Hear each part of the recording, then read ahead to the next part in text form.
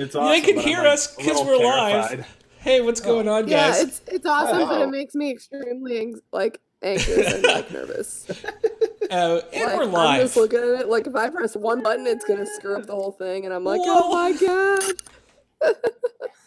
Hi, everyone. Thank you for stopping in today. We're going to start playing Blades in the Dark. So, oh god, we literally lost a camera right as we started streaming because that's what we do. Oh, Nancy. She's like, peace It them out. wouldn't be one of our Nancy streams. just decided to That didn't peace out happen. on us. I'm going to come over here she's like, I and can't talk handle because it. I'm sure she'll be coming I back. can't handle it. There we go. Hello. Okay. Because this is how we start streams Sorry, here no, at Welcome to the Party. Stuff doesn't always go right, and we're okay with that. I'm gonna, as I fix the cameras, we're just gonna go around and have everybody say hey, and we'll start with Castle Mac.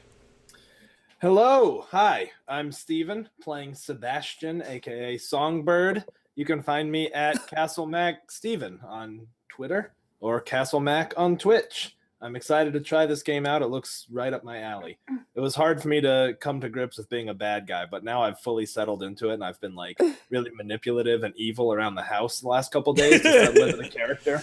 Like I'm like, I guess I think it is time for dinner. Isn't it? So I'm excited about it. Oh, that's great. Excellent. And then Miss Ayami, Let me make sure I'm on. Am I on? Okay. you are good. indeed on.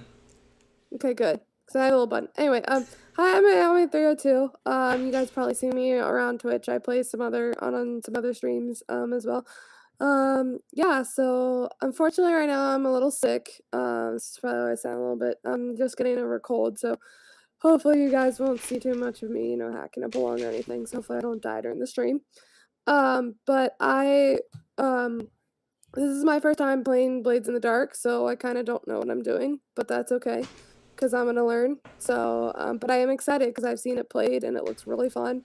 And I'm not used to I'm used to playing, all kinds of different characters, but I'm not really used to playing like a criminal slash bad person type that this game kind of brings.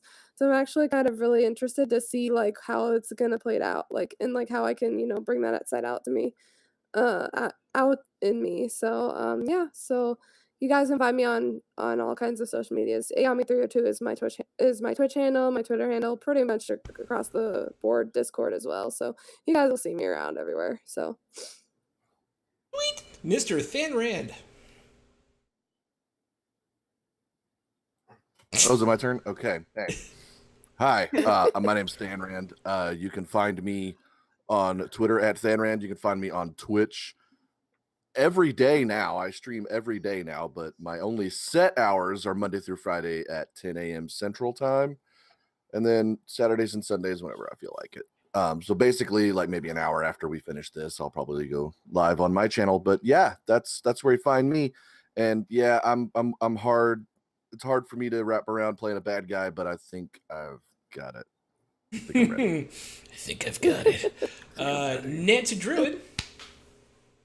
Hello, I'm Nancy at the Nancy Druid, and I'm really excited to play this game. I just was told that it was like 19th century. It kind of has like a Victorian feel, and I was like, yeah, obviously, totally love it. And what else are we supposed to talk about?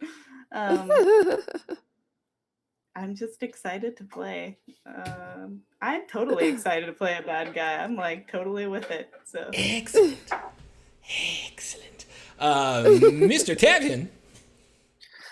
Hi, I'm Tavian34 on Twitter and Tavian kind of just everywhere else.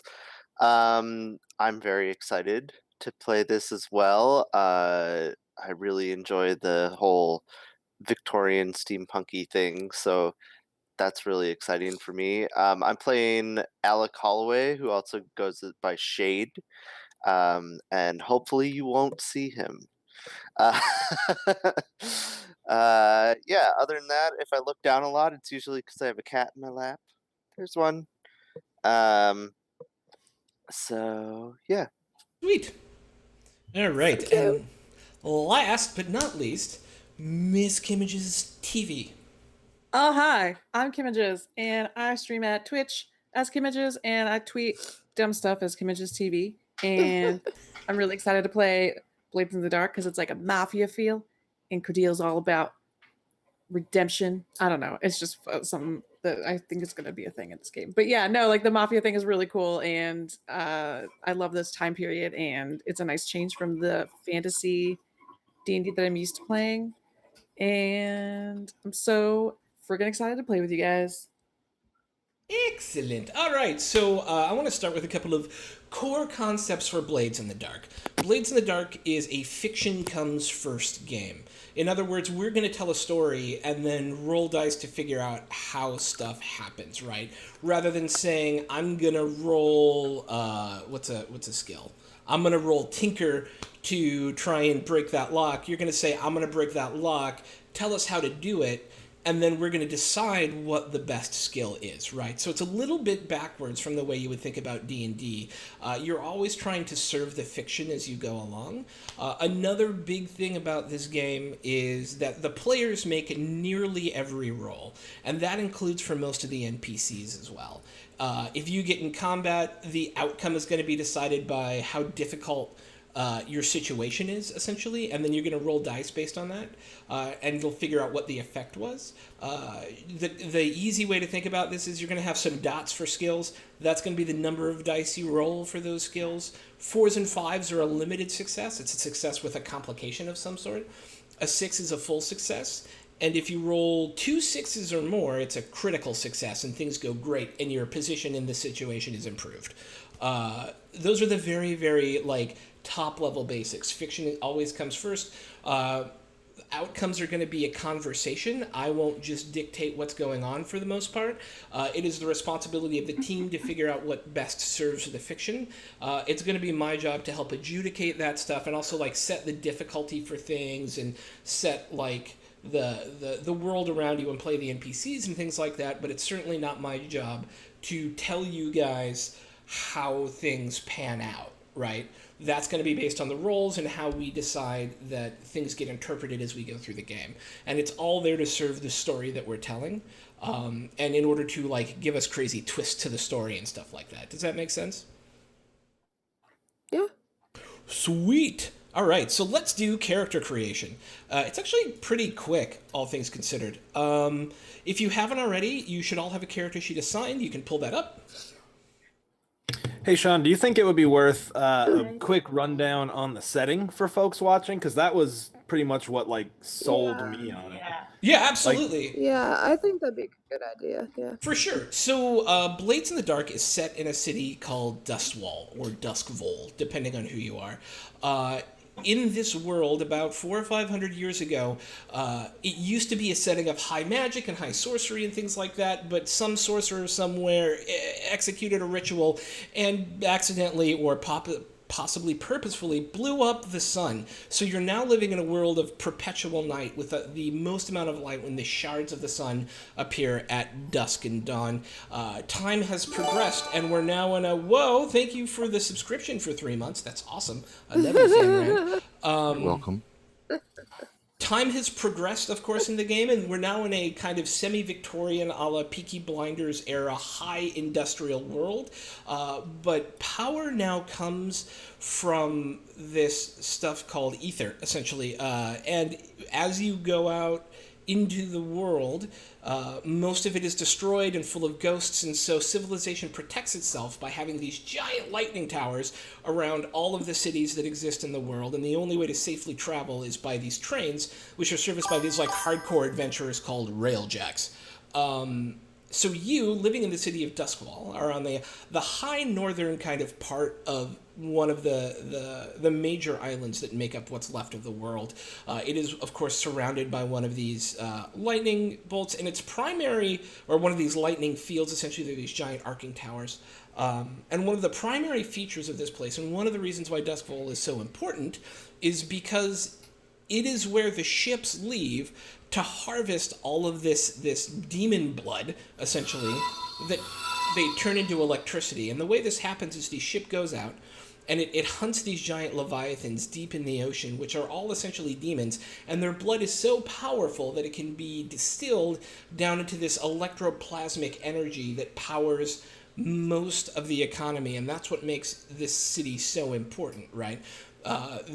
Because of that, they have a very powerful military presence here. There's all sorts of manufacturing that happens here. There's a whole district of the city that's essentially a big manufacturing section, and all of this is powered by demon blood distilled down into electroplasm. What's even more terrifying is instead of deep water below the surface of the water, when you look up at night, you see stars. But you also see stars when you look down into the ocean as well, meaning that not like a reflection of the sky above, but as if there's some deeper darkness down there that no one has explored, and it's known to drive sailors crazy. But this is the primary city where sailors are trained, where the ships leave from, where there's a ton, because of it, there's a ton of manufacturing and shipbuilding and all that sort of stuff. And that's the kind of setting you're in, is this kind of post-second industrial revolution, except powered by electroplasm. So you can think of that there are like electric lights. Some places, there's even a few like electroplasmic carriages, which are horseless carriages powered by electroplasm. You can think about stuff like there are record players powered by electroplasm, but many of these things are only owned by the high class. But so why are you here as a criminal? You're here as a criminal because if you were to take the economic disparity of a place like Victorian England and then dilate that and stretch that out, where nearly everyone who's powerful is actively acting to keep the poor down and to keep the servile class being as servile as possible, you would get a good idea for what the Empire is and what Duskfall is all about. And so you as criminals aren't just criminals, you're trying to scratch your way through a world that is actively trying to oppress you at the same time. So it's both a way for you to make money and a way for you to stick a shiv in the back of the man at the same time. So it's kind of this two layers of where you never have an opportunity to rise unless you take it by the back of the hair and slit its fucking throat to raise up higher than other people. And that's why people become criminals in Duskwall. But was that good? Was that pretty... That was pretty epic, yeah. Yeah, okay. Good. Yay. All right. Grabbing them by the hair. Yeah. You found my kink. I'm here to service you. That's my job. All right. So we are now going to make characters. I think everyone here has already picked out what their character is. So one of the great things about the Roll20 character sheet is once you type in the name of they're called playbooks in Blades in the Dark. Once you type in the name of your playbook in the section, the big gray section in the upper right-hand corner, it'll fill in a bunch of the stuff for you. So why don't we all go ahead and do that, and let's go around the room and everybody say what they're playing. Starting with who did you say? Me? Yeah, you broke up. Okay, yeah. Yeah. Yeah, sorry about that. Starting with AKA Songbird Sebastian. Yeah. Okay. So I am playing a spider who are manipulative and charismatic. I'm kind of basing the character Sebastian off Peter Baelish. Like, I just want to be sort of pulling strings and seducing and masterminding, but not necessarily being all that martial or physical. Like, I don't think he's ever necessarily the one dragging the blade across someone's throat. He's the one who talked someone else into doing it for him. Yeah. So I just entered Spider into my playbook. Mm-hmm. I've read the book now cover to cover, but I now don't remember how to make a character. It's one of those things that didn't necessarily stick with me. But it looks like you get some basic starting things. Yep. And I know I have consort, so you can consort with, or consort. Yes. Consort or consort. It's consort is the verb and consort is the noun, right? Yeah, whatever works for the situation. And then also study. So those are sort of the skills I start with. Yes. And study a person, document, or item with close scrutiny to gather information and apply knowledge to gain a deeper understanding and do research. And then consort with connections from your heritage, background, friends, or rivals to gain access to resources, information, people, or places. So I think I like to think that he's out making connections on behalf of the crew and helping take down barriers for them to execute what they're trying to accomplish by manipulating guards into looking the other way when they're sneaking in, or seducing some old lady who will make sure that the books are left out or whatever. Like that's kind of what I think he's doing, is sort of some of the background work. Love it. All right. So Roxy. Me. Hi. I decided to be a hound, which is a deadly sharpshooter and tracker. So since he's the spider, I'm basically the one that'll track him down and then take him out. And so I have hunt and I have survey. And that's kind of all I really know right now at this option. I mean, she's more of the type to like if you don't do what I say, I'm literally going to quite literally hunt you down and kill you. I love it. Type. So yeah. So there's that. That's really all I know as far as that goes. So. All right. Taps.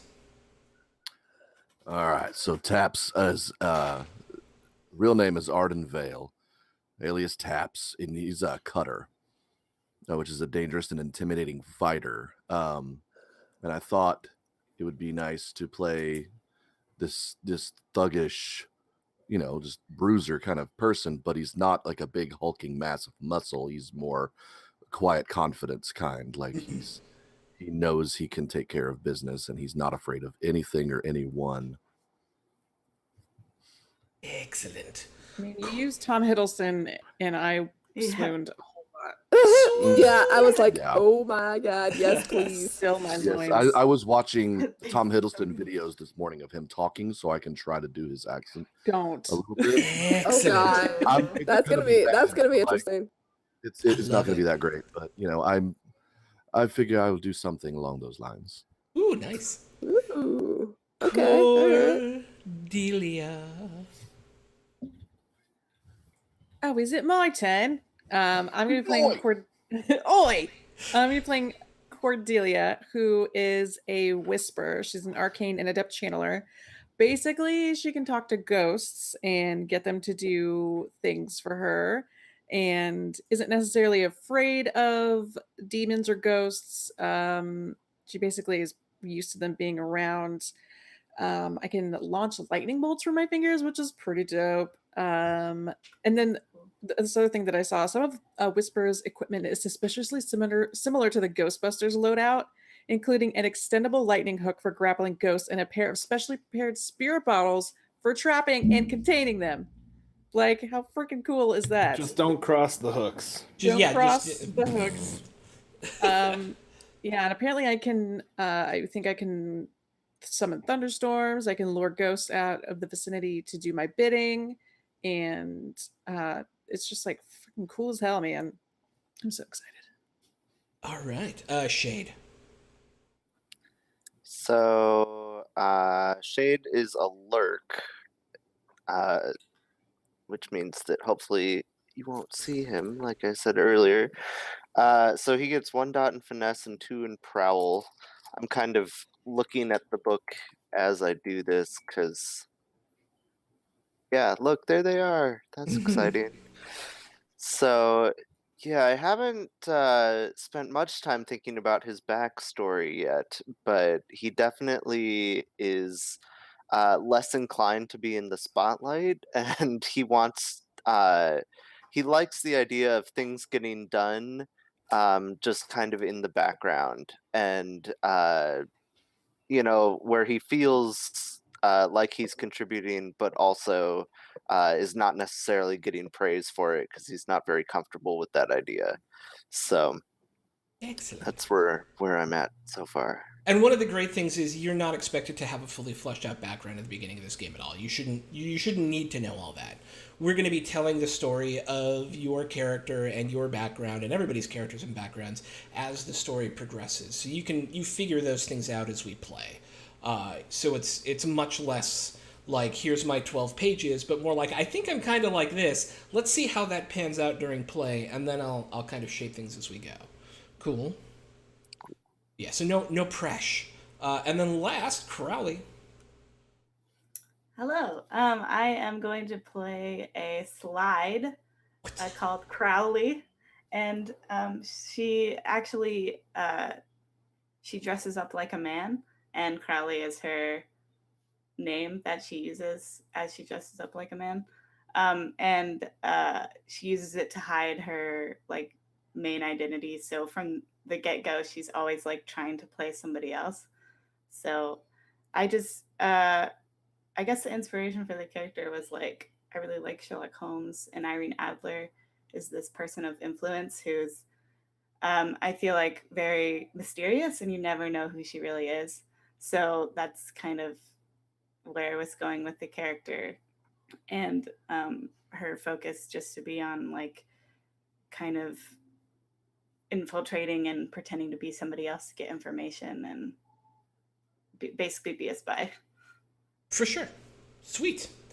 You're all 007. Yeah. All right. So the next thing, we've all got our playbooks. We all know what we're going to be. You guys chose that beforehand. So if I could get everyone to take a look at the heritages and pick one, just to give you guys a little bit of background. Akaros is where you are now. The Dagger Isles are far to the south, and you should hang on. I actually have descriptions of all this stuff. Probably better just to use them, so I don't. So there's no lies. Here we go. What page you on? Not sure yet. Looking forward here. This book is awesome, by the way. The book is so good. And you're going to see us doing this a lot, because here's the thing. None of us have ever played this game before. We were all just really excited to play it. So that's why we're here. We're learning. We're all learning at the same time. Yeah. So you as a chat, you guys are more, and I don't know if this is the thing, but I feel like chat could help us out with some things Yeah, too. if there's the anyone same who's things. played this before. Yeah, or like knows anything about the game, you guys are more than welcome to help us out because we're learning. Yeah. So Northern Calendar Seasons. It's down in this part, isn't it? It's up page 53, I believe. Oh, 53, thank you. I was looking at the whole wrong part of the thing. Womp womp. Cool. Okay. So yeah, Akaros is essentially this, right? Duskwall is part of Akaros. And so that would make you a local. The Dagger Isles are kind of not piratey, but more people who do tend more to travel like ship and have a reputation for being corsairs, but also it's like merchant islands, pretty far to the south. Eruvia is far more foreign. It's a desert kingdom, so you should think of it. They describe it elsewhere in the book as like a melange of Egypt, kind of Persia and India all together. Severos is a lot like, I think they described it as like Mongolian/Chinese. Skovlin is a lot like what we would consider Scandinavian. And then Tycheros is essentially Italian, in terms of, if you were to think about each of these in terms of something that you would understand. So those are kind of the places you can be from. If you're from Akaros, you're from home, you're from here, and so it makes total sense that you'd be in Duskwall. If you're from one of the other places, I'd love to know why you came to Duskwall. I mean, I can take the helm on this. So I feel like Roxy, you said which one was kind of more like Scandinavian? Skovlin, and so you guys, the Skovs, is it the Skovs? Yeah, the Skovs just lost a war against Akaros that essentially took all of Skovland and brought it into the Empire. Yeah, so she's kind of like, I feel like she would kind of be rebelling against that. Mm-hmm. And so like she would come to Akros to try and like, kind of, how do I put it? Like state the fact, not really state the fact that she's a rebel, but like she doesn't really like the whole like empire and the fact that her country got taken over. Yeah. So I feel like her criminal ways would kind of be like her like imprint on the fact of like, hey, you know, F you, I hate you guys. So I'm gonna be doing all these crimes against you guys.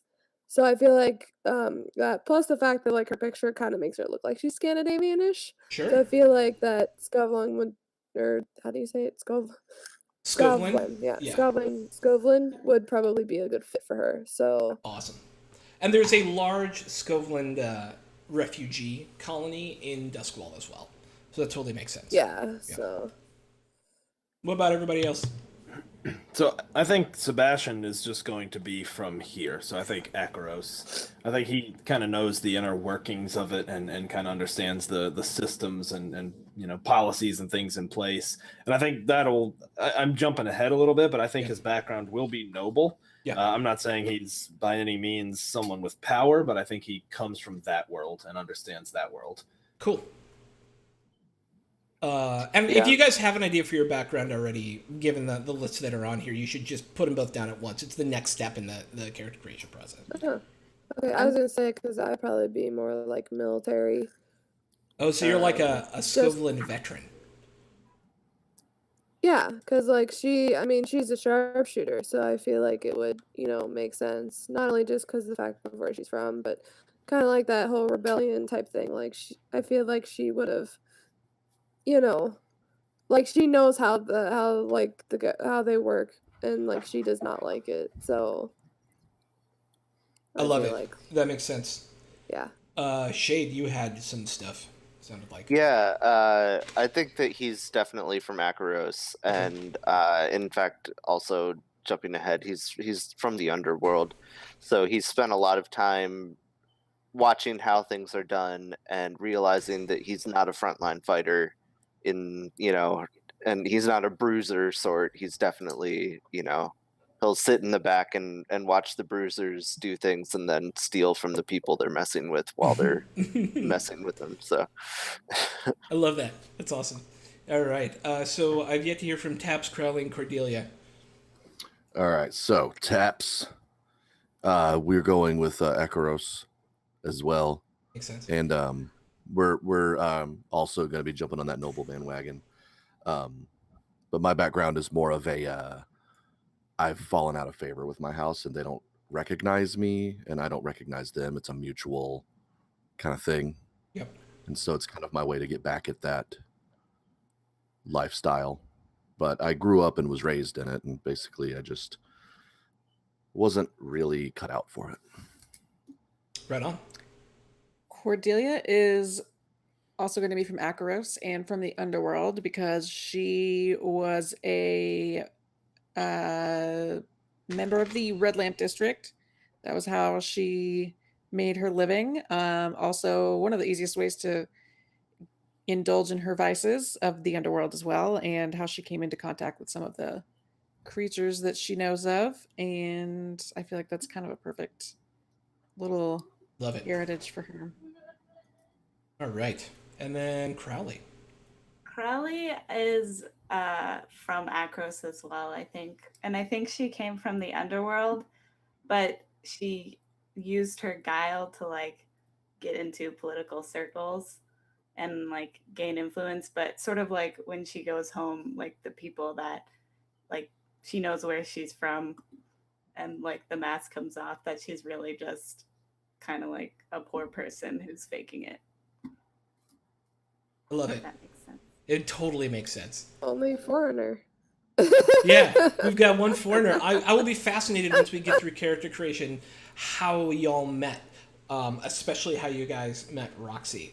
But so it sounds like everybody has their background and heritage. Did anybody not pick a background?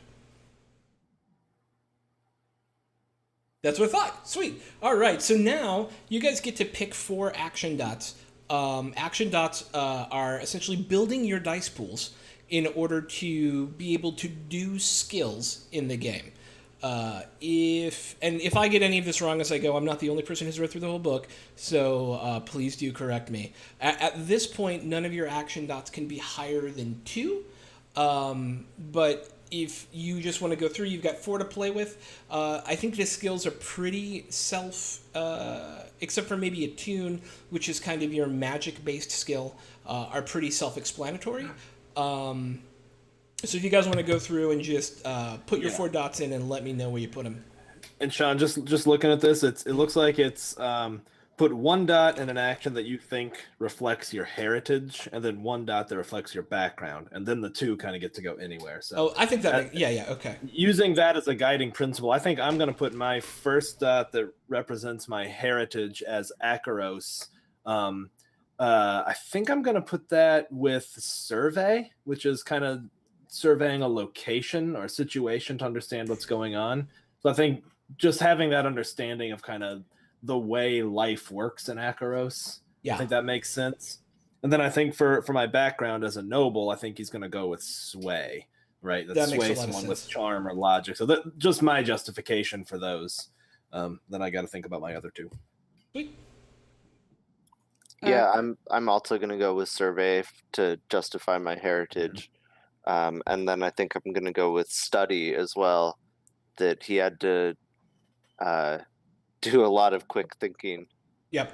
And learned how to do that.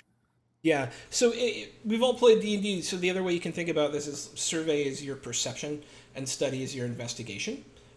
So survey is kind of I take a broad look at everything and I can tell you where the entrances are, I can tell you where the guards are moving around. Study is like, okay, that guard over there is carrying 2 pistols, and he walks that way every 5 minutes, turns around and comes back this way, right? So it's the high level and then the zoomed in version. Okay. I think for my dots, I might do. So I know I want to do at least 1 in command because of her military background. Love it. I think that would be really good to do. Just because she comes from that. So I feel like she had to take command for whatever reason. I feel like she could. You said you were a sharpshooter, right? So that makes sense. Like, yeah. Good working order and all. Yeah, that's what I was thinking too. I'm not really sure what else to put my last 3 dots into though. What did you you said you took Tinker?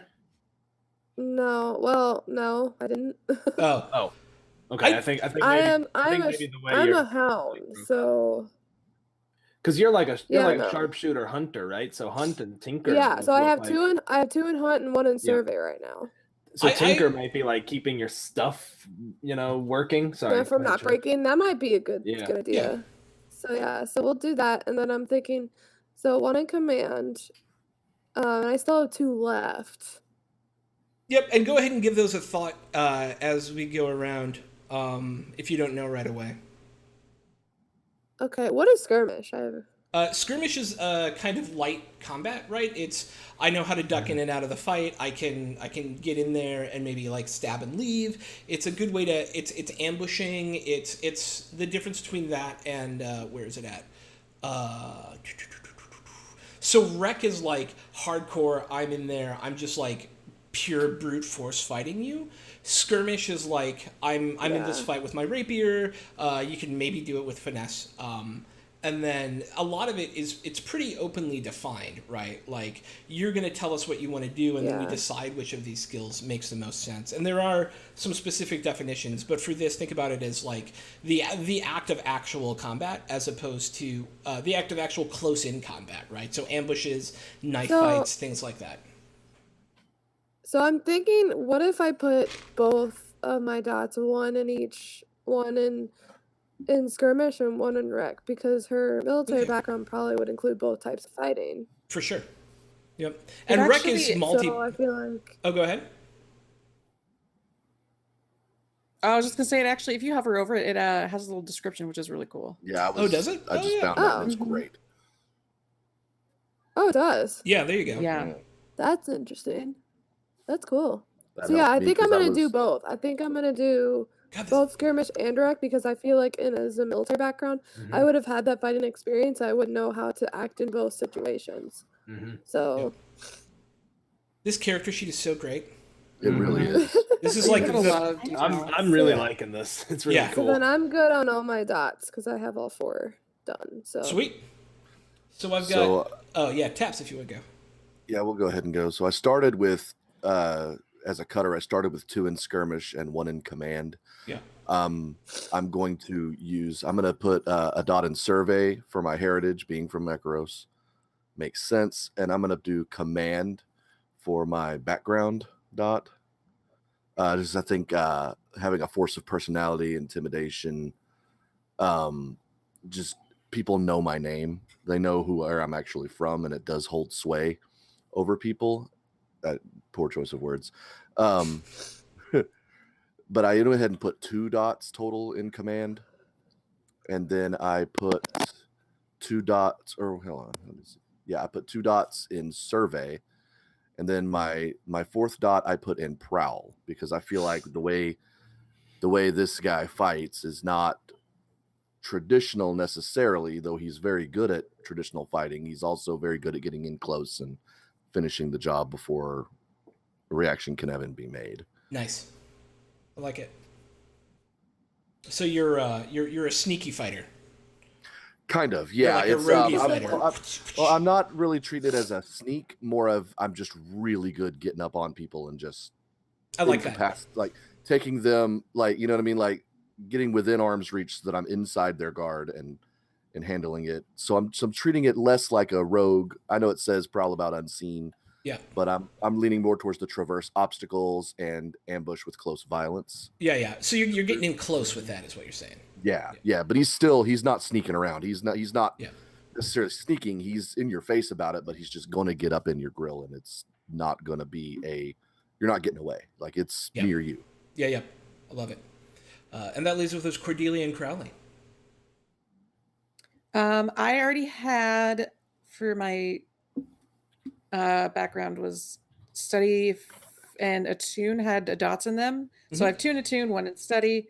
And then because of her lifestyle, I have a dot in sway, which I'm kind of debating on putting another one in that one. But like, she's seductive. She's experienced in getting her way. So I have 1 in sway, and then consort. I have 2 dots in consort because I feel like she's like mixed in with some of the underworld members, and she's talked to a lot of people, and she knows a lot of people, and she's attuned to the ghost and demon side of everything. So she's got connections with all kinds of people, which I think would help a lot.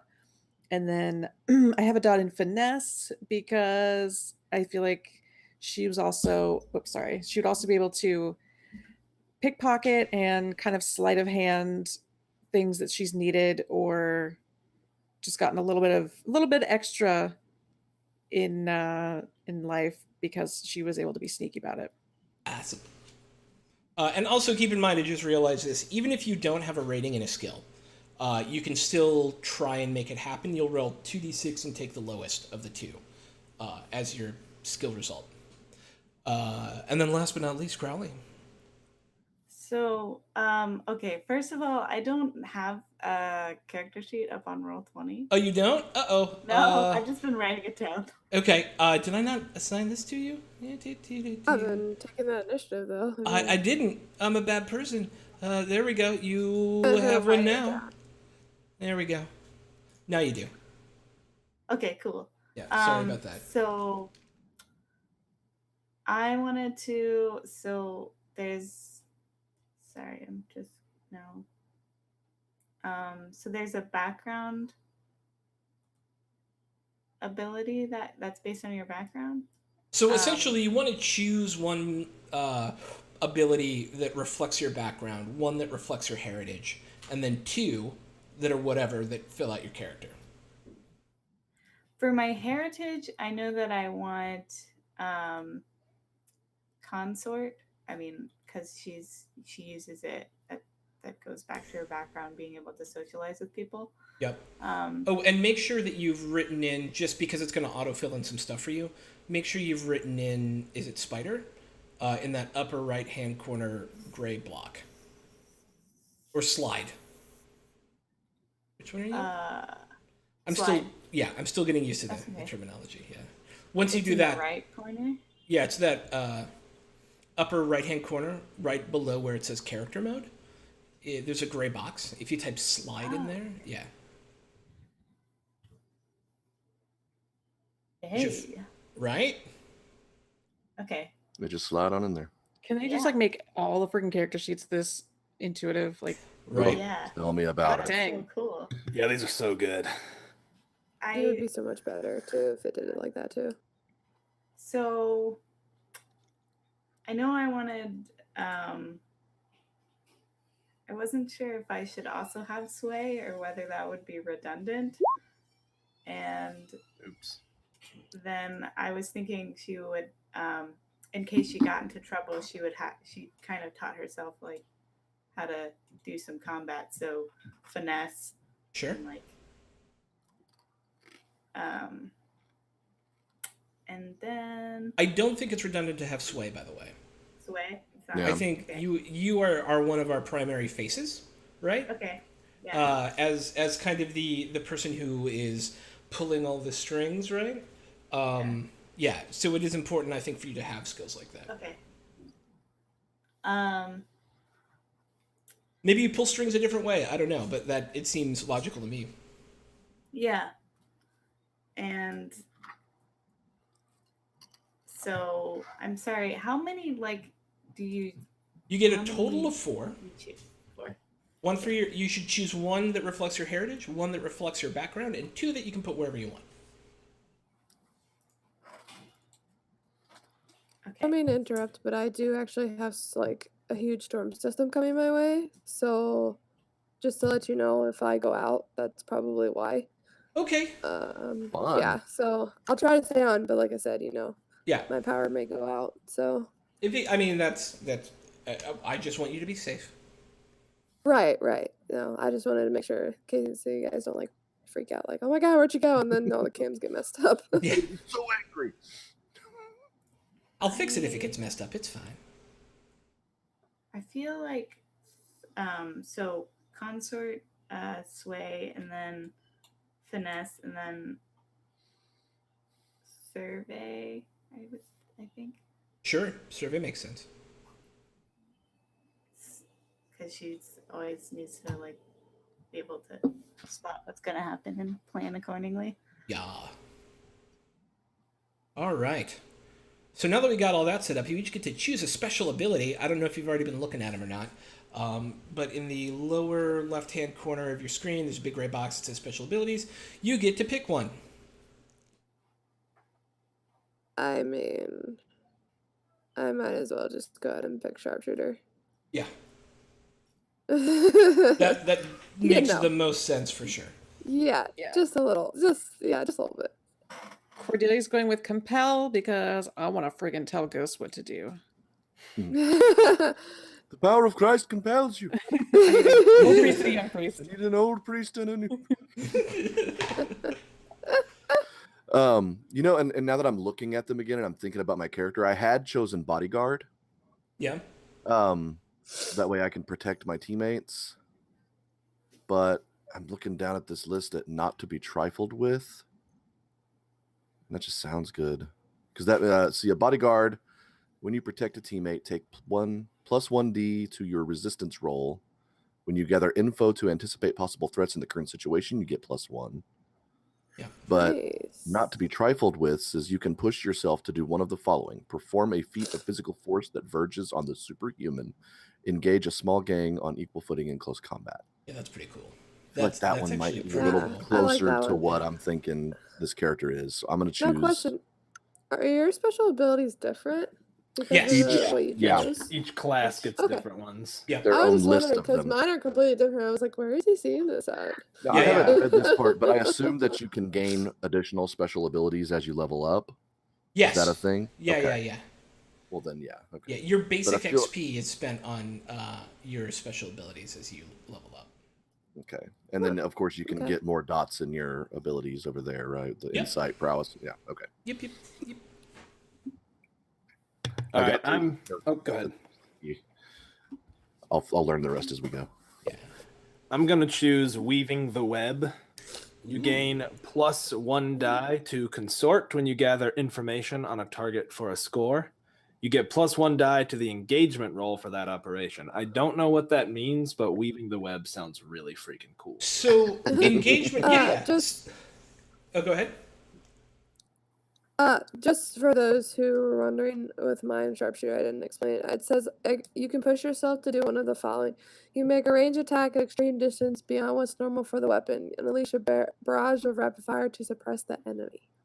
Okay, so as this has come up, I'm going to explain it. Pushing yourself is giving yourself stress. One of the core mechanics of the game is stress. When you go to make a score and you come upon a weird situation, you can give yourself stress to have a flashback and tell us how you prepared for it, and then we make a roll to see how well you prepared for it. You can take stress to give yourself a bonus die, and that's called pushing yourself. You can accept a devil's bargain, or you can you don't get stressed for that, but some weird crap can happen. Or you can resist bad things happening to you by rolling either your insight, prowess, or resolve, and take stress minus 1d6. You take 6 stress minus 1d6.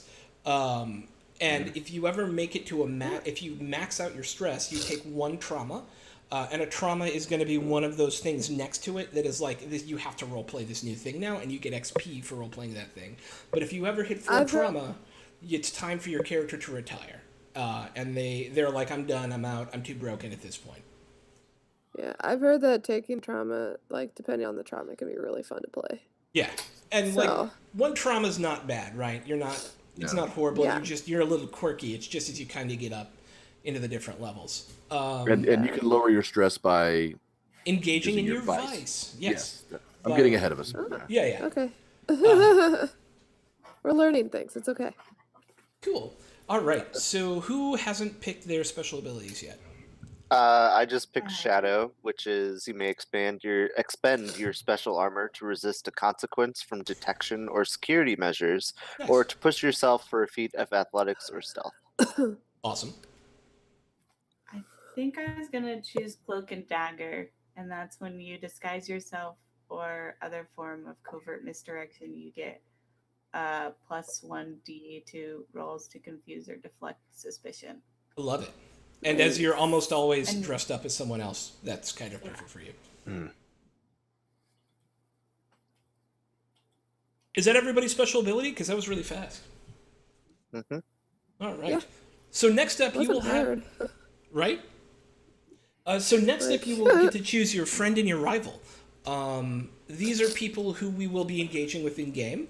Probably not in the first session because I'm going to need to read character sheets and make notes and things, but I'll do my best to do it. And you'll see those on the character sheet. You'll see them. Friends.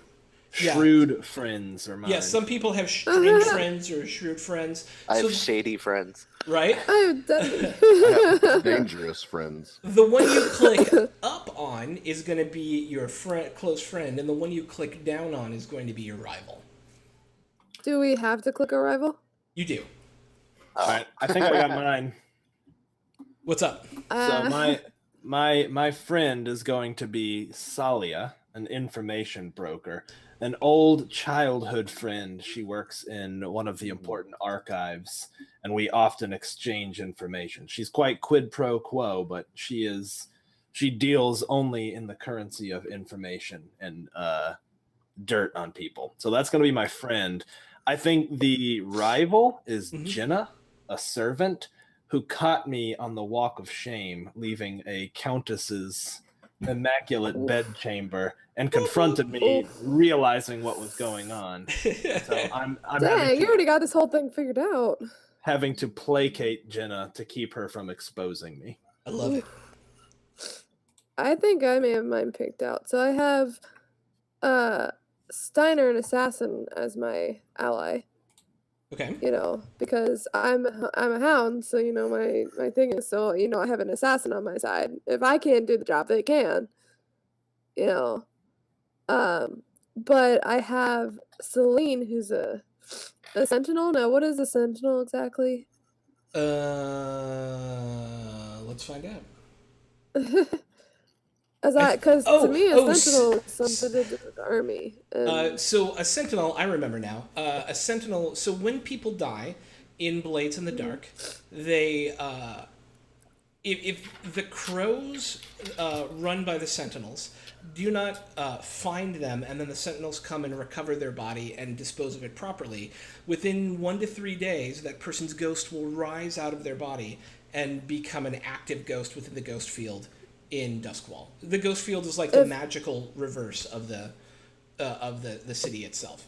And so Sentinel comes and collects the bodies. Yes, and then lets them turn into ghosts. Yes, and so they're for people like you, it's a big problem because they also want to know why that person was murdered, right? That shit gets reported, right? And anytime someone dies and the crows notice, the bells ring in, I can't remember the name of the tower, in the center of the city, so that everybody knows that somebody just died in the city. Yeah.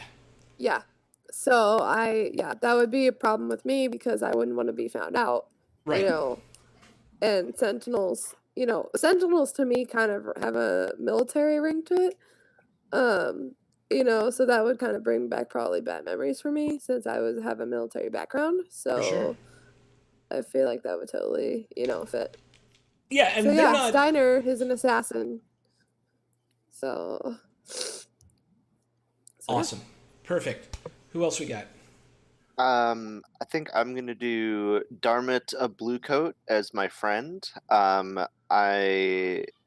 thinking that he's kind of the closest thing to a father figure that my character has. That he's an older Blue Coat, and probably caught me once or twice when I was a small child trying to figure out how to pickpocket people, and instead of busting me, like took a liking to me. And I fail him on a weekly basis. At least his expectations for me. But he still loves you.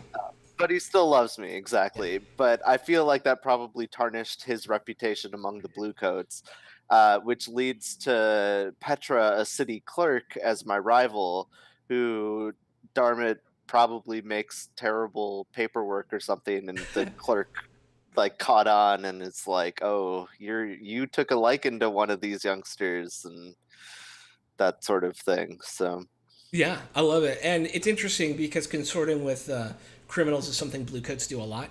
You should think of it as like, depending on the neighborhood, the worse the neighborhood, the more corrupt the Bluecoats are. And it's not that like in the really nice neighborhoods, the Bluecoats aren't corrupt. It's just that they're getting paid by the people in power already, so they don't have any impetus to be any more corrupt than they already are, right? But in a place like Char Hollow, which is one of the more seedy neighborhoods, they'll take bribes and payoffs and whatever. So it actually makes a lot of sense for a Bluecoat to be interacting with criminals in one way or another. And it's possible he's like a Bluecoat with a heart of gold and has taken you under his wing, and protected you from some of these more asshole Bluecoats as well, right? Yeah. Sweet. Who else we got? We got Taps, and I'm thinking that my rival or enemy is going to be Marlene, who is a pugilist. And Marlene was a pit fighter, which is kind of what it was kind of an addiction I got at a young age, just fighting. And it's kind of what led to my noble family disowning me and leading me out. But Marlene is kind of my my Cobra Kai to my Daniel LaRusso kind of thing, like it's just a rivalry that from that young age and fighting in the pits and learning how to fight each other. And it's just, they're always fucking with me. And my friend is Mercy, who is a cold killer. She's actually someone that I have a long history with. I got in with her at a young age, and she's who introduced me to the fighting pits. And I say young age, we're talking like teenager, something like that. And she kind of taught me the ways of getting in close and finishing the job and things like that, and not being just a muscle-bound brute. But she comes in and out of my life. We're very close when we're together, but we don't need to be together all the time, kind of thing. So she's kind of floats in and out of my life. I don't know if anybody has ever read The Name of the Wind by Patrick Rothfuss. Yes. That's she's Book. Denna. It is on my bookshelf back there. It is the greatest book ever written, and she is Denna to my Oh, close. she's Denna. Okay. Oh, I love hate Denna. Denna. I love hate. Yes. Yeah. I do That's- too. That's who Mercy is for. Okay. For Okay. Arden Vale. That makes total sense too. I freaking love that. Awesome. All right, so I think we still have Crowley and Cordelia, right, for rivals and friends? Yeah. Did you want to go first, Crowley? Sure. Crowley's friend would be Nerex, which is she's a prostitute, and I think that she has actually like worked with her, and that's one of her identities. Like she works with her, and she goes into like get information from politicians. And I So think she's they like a have, high-class like- prostitute. She's more of an escort. Yeah, 'Cause she's one of she's one of those people that I think she has like one of the few genuine friendships that she actually trusts. So Oh, cool. and I think Harker is her enemy. He's like a jailbird, and I think she sees him like as a threat. He's kind of maybe he's like a little reckless and stuff like that, and knows like who she really is, and so Oh, there it is. Okay. she like he's a direct threat to her. How does he know who identity. you are? I think let's see. Good question. I mean, they could have had like a relationship and she actually admitted who she was, or it could have been like they were on an assignment together but he messed it up. And I mean, it could be a combination of the I mean, two, that would like, be great, right? They were in a relationship and on an assignment together, and Yeah.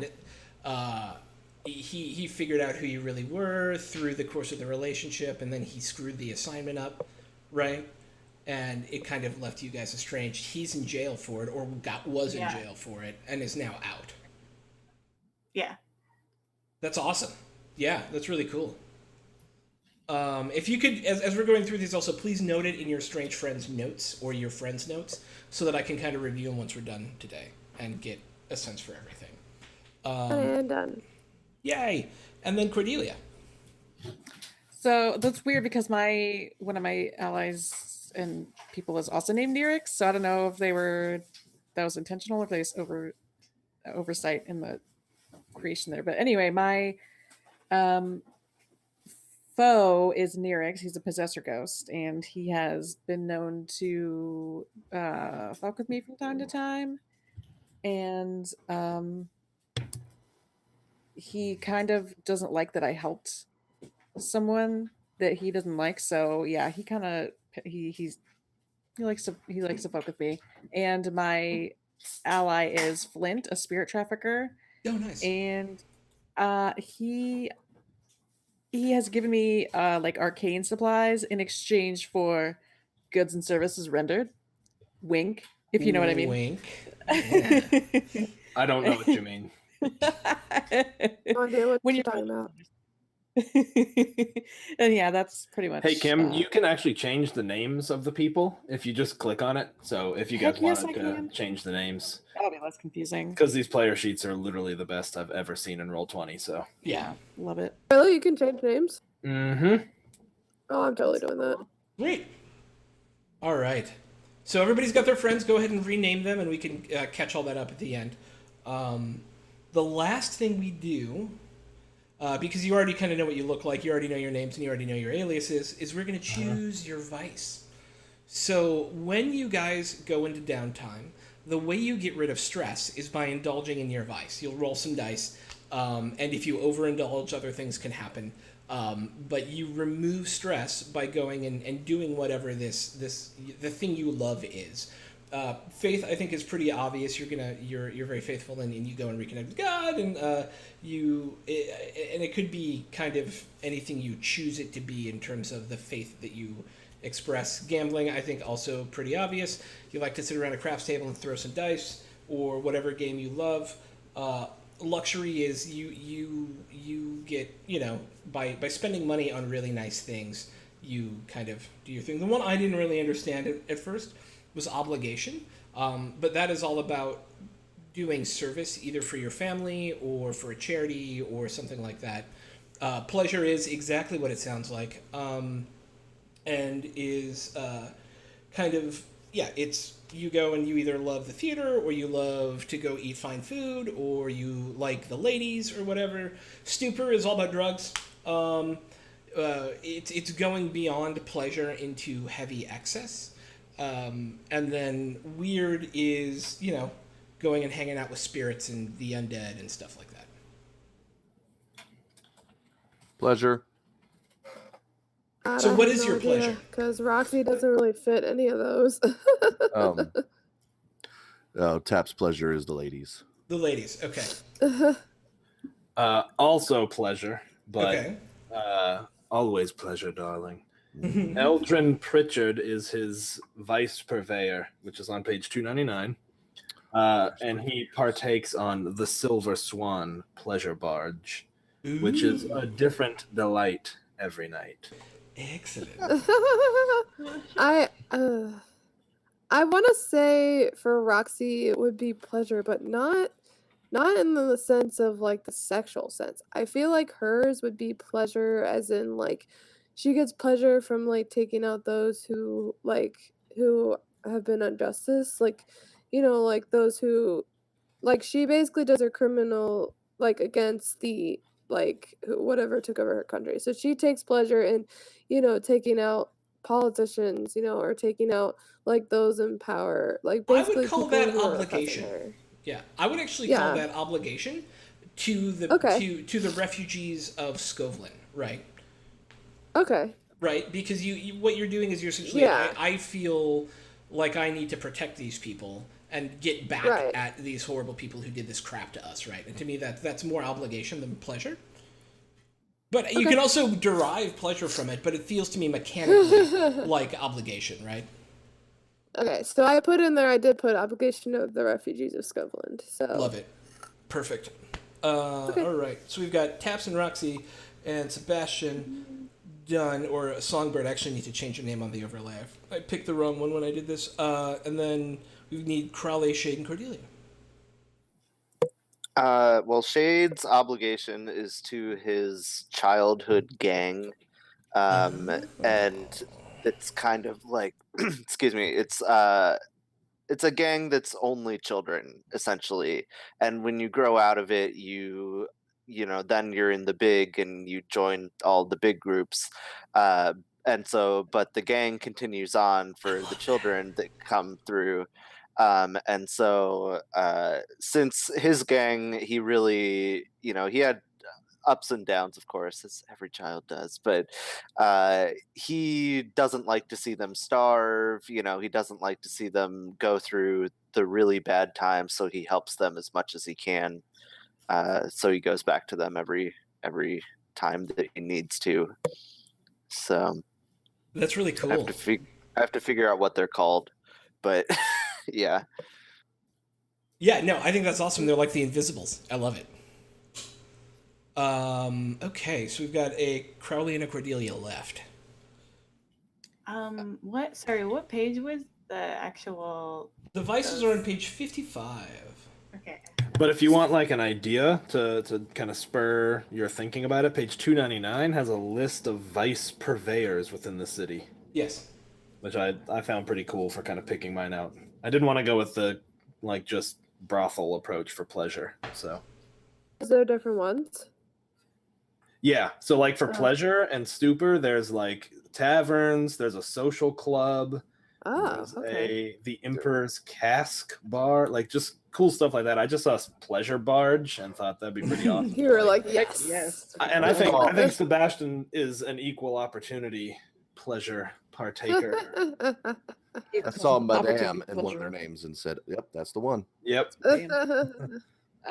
Cordelia is her vice is stupor. She, as being in part of the underworld, she's definitely gotten to know and love drugs very much. She is pretty functional for the most part, but has been known to just really go overboard.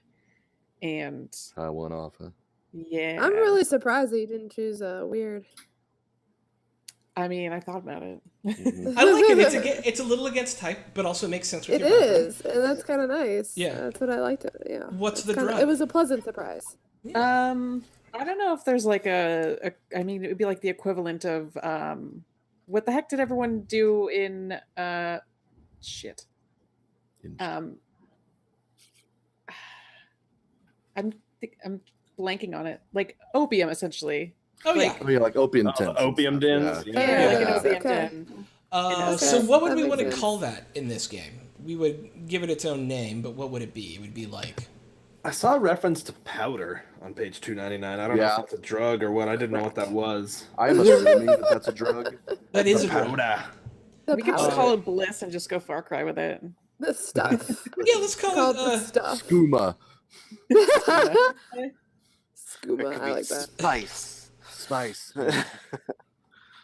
The glamour. How about Something like arcane or ghost related. like I'm trying to think. Dust. Delirium. Let's call it delirium. I like it. Ah, It's pretty Yeah. good. I like that. Yeah, because my thinking is like she is attuned to the spirit world, and at times like to deal with some of the shit that she's gotten, especially from the possessor ghost, she's like, I need to just escape. Yeah. And yeah. Instead of alcohol, she chooses drugs. I like it. Yeah. I mean, Yeah. she's from the Red Lamp District. She can get that kind of stuff very easily. Yes. Hey, I like to hang out in the Red Lamp District. Well, the girls have their vices too, you know. Yeah. They're Madam not all hot and Tom Hiddleston looking. Yeah, So I'm you gotta get No. fucked up so you can deal with some of these clients. No need for Experience, delirium. man. I don't know. Crawley, did we get yours? No, I was thinking gambling because I like a power trip thing Yeah. Yay. that she really likes. Yeah. What kind of gambling? Do you have a specific game or anything or is it just the thrill of the money? Oh, it would be like I feel like cards make sense because she like deceives people, but I wonder if they could be like a little bit more interesting than that. Like Poker? like if it So if it were like fighting or something. yeah, so She there's can also get out like obviously aggression. boxing, right? There's also the high class in the last 5 to 6 years have really taken to hound racing, specially bred dogs that race, and that's kind of the high class sort of gambling thing. Okay. Yeah, she could be into hound racing. And that would be, where's it at? It would be Master Vreen in the Night Market is the primary hound guy. And that's your characters team. I love it. So the next thing we need to do is if you click on your character sheets, you can change mode by clicking on crew mode or character mode and just click on crew mode. You just click on it and it turns into crew. Where is that at? The very you- top above your class there. Yeah. Ooh. And it should take you Ooh. right to the crew. So the next thing we're going to do is go to crew creation. All right. Okay. And you guys have already picked hawkers, right? Like that's what you guys want to do for sure? This is your last chance. Yes. Think so. Yes. Show of All hands. right. Boink. So go ahead and plug hawkers in and it'll plug in a bunch of the stuff for you. Ooh. Okay.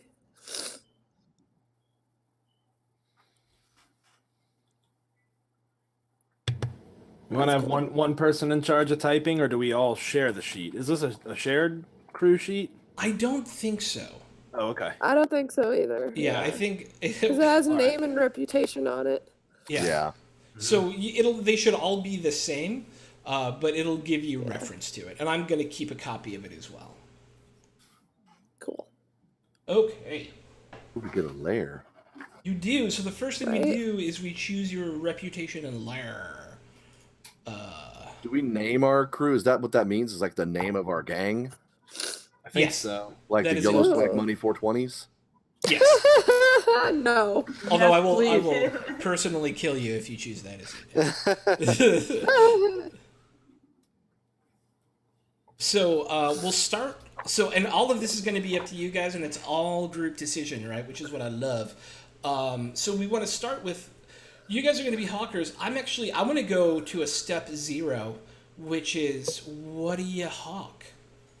You're a vice purveyor of some kind, but that could be drugs, that could be illicit gambling, that could be hookers, that could be it could be a vice racket, right? Like where your protection. Well, that would be more Bravo for protection racket, but like it could be anything that kind of the mafia does, or that you would see in like Breaking Is this like our Bad or The group? Wire. Like what our group Yeah, does? it's like Yeah. what our group does. Yeah, it's like so. I mean, What do you guys? What's Let's be Duskfall Airbnb. We just forcibly rent out rooms. We assassinate people, then rent out their rooms. Rent out the homes. Yeah. No, I actually no, like that idea. I'm not gonna lie. No, actually, I was actually thinking you just dropped the cool idea of a drug called delirium. I mean, seems like we could just be straight up drug dealers. I don't know. That Yeah, seems a little that's what I was straightforward, but I don't know about one of our group using the drug that we're hawking, but well, Yeah. and I could, yeah, I mean, that's don't pretty worry. classic. content. Right? We could be That's like, gonna be a problem. we could try to keep it quiet from Yeah, us. a I mean, little bit. That's why I'm worried personally, Where's the because I rest of love our the stash? hookers, and I don't know if I want to employ hookers because then I'm just never gonna work.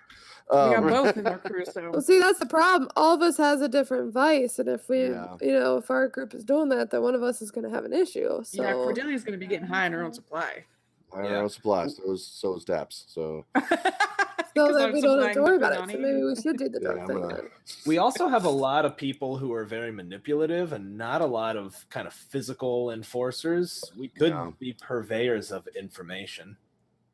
Yeah. Yeah, and that's Interesting. kind of what I was thinking. Okay. When I first started agree with reading that. this book, I really liked the idea of smugglers, but I can't think of how that would fit in with what we're really.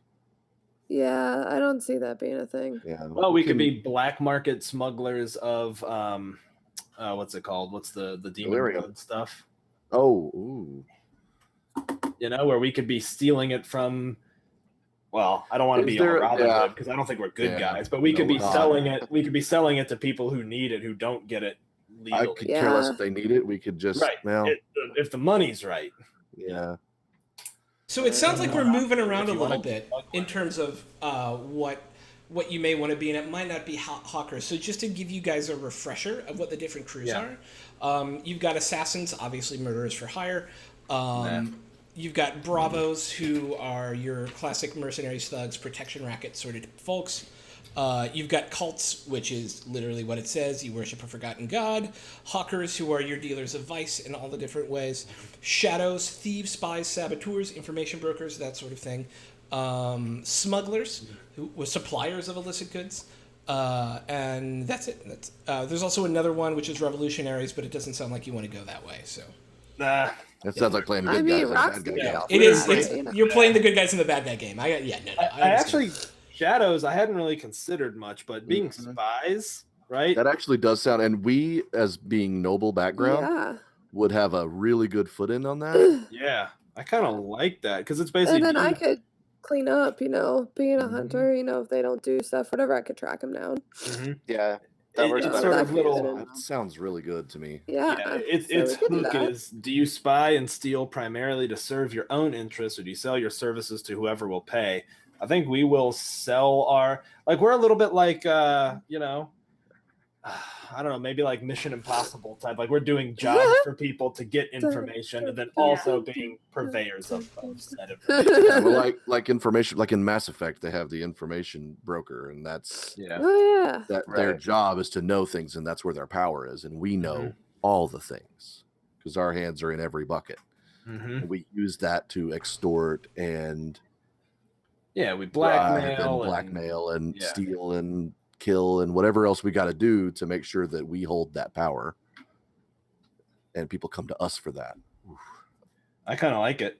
Yeah, I do too. Excellent.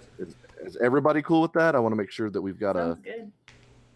And then if you look at the favored operation type, you can choose between burglary, espionage, robbery, sabotage. I mean, espionage is, I think, kind of where our heads are mostly. That sounds about right. Cool. Yep. Cool. Okay, so go ahead and erase Hawkers. No, I just imagine a scene where you're like, that's because we have a highly trained sharpshooter aimed at your head. So wait, what are we now? Yeah, So because I'm sitting there and I'm just calm, cool, and up in the water tower. Roxy's aiming. Yes. Okay. Yeah. So what are we now? You are shadows. Shadows. All right, so I have pulled up, and you guys should already have this up, the city map, right? You're going to choose your starting turf, and I'm going to tell you what each of the different turfs are. And this will be the neighborhood in which you guys are founded. It is not necessarily where all your operations happen. It's just where you will choose to make your home base and where you will expand your turf. Cool? Okay. Yep. All right. So we're just going to go essentially in alphabetical order. There we go. So Barrow Cleft is, and I will shift click on different parts of the map to show you, is here. Boink. Barrow Cleft is home of laborers and overseers. The Ministry of Preservation is here. It's where all the farms are that kind of feed the city. So the farms in this world are essentially, I think they're, what do they call them? They are radiant energy farms. So they've been able to harness the power of this electroplasm to create essentially natural daylight. And this is in some ways, one of the most important parts of the city because it provides food, but it's also kind of boring because it's a bunch of farmers. And there's a high level of security here. Oh, okay. We may not want it there. Nah. Next up is Brightstone, which is up here. Brightstone is a ton of wealthy and influential folk live here. The streets are broad and paved under electric lights, and its canals are sparkling and clean with perfumed water. The houses are all of fine, pale marble blocks, rich timbers, and intricate ironworks. So the main things here is there's a very nice market. The Sanctorum is here, and the Sanctorum is the home of the Church of All Flesh. The Church of All Flesh is the state religion, which venerates essentially the purity of the flesh over the corruption of the spirit. And it's very wealthy and very secure, and there's a little bit of a cult influence here as well. I think a lot of our operations would take place there. Yeah. I'm not sure. I don't think our lair should be there. Yeah, I don't want to be where we work, like, Right. another. Yeah. Don't shit where you eat. Don't shit where you eat. Yeah. Yeah, that would be really bad. Next up is Char Hollow, which is interesting because it's it's a very cramped, very noisy area.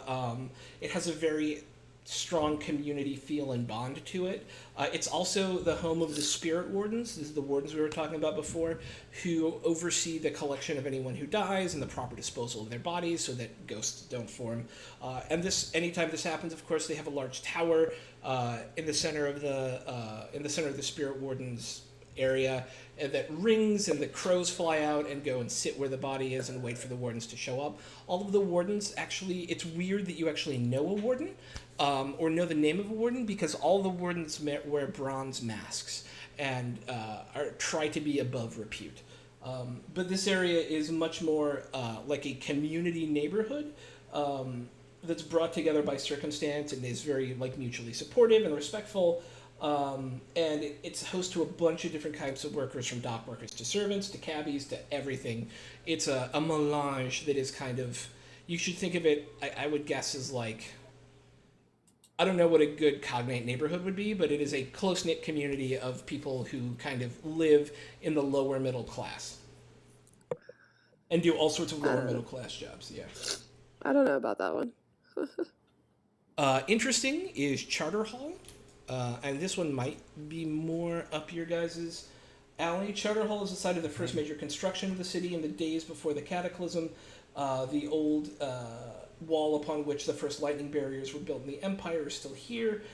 Is now home to the civic offices of government, including courts, licensing and taxation, banks and records archives, city officials, and Charter Hall University is also here. Roxy would not do well there. Okay. I'm just gonna put that out there right now. Yeah. Roxy would not like that area. Yeah. So it is essentially the center of administrative city government and has a university. It's also very wealthy. Coleridge is here. Boink. This is the former coal mines. The city and most of the empire is now weaning itself off of coal, as it now essentially uses demon blood to power most things. So there's Is that clean demon blood? Or? Yeah, is it organic? It is organic demon blood. It comes direct. It gets distilled free-range? down, and it's Okay, good. Depends on what they ate, right? Locally sourced. Yeah. But this is the home of industrial laborers. It's cramped, soot-choked, and loud, spewing dense clouds of black smoke and showers of sparks and burning cinders. The old elevated train lines of what's called coal now carry heavy equipment and raw materials to and from Gaddock Station, which is the big station you see right there. And then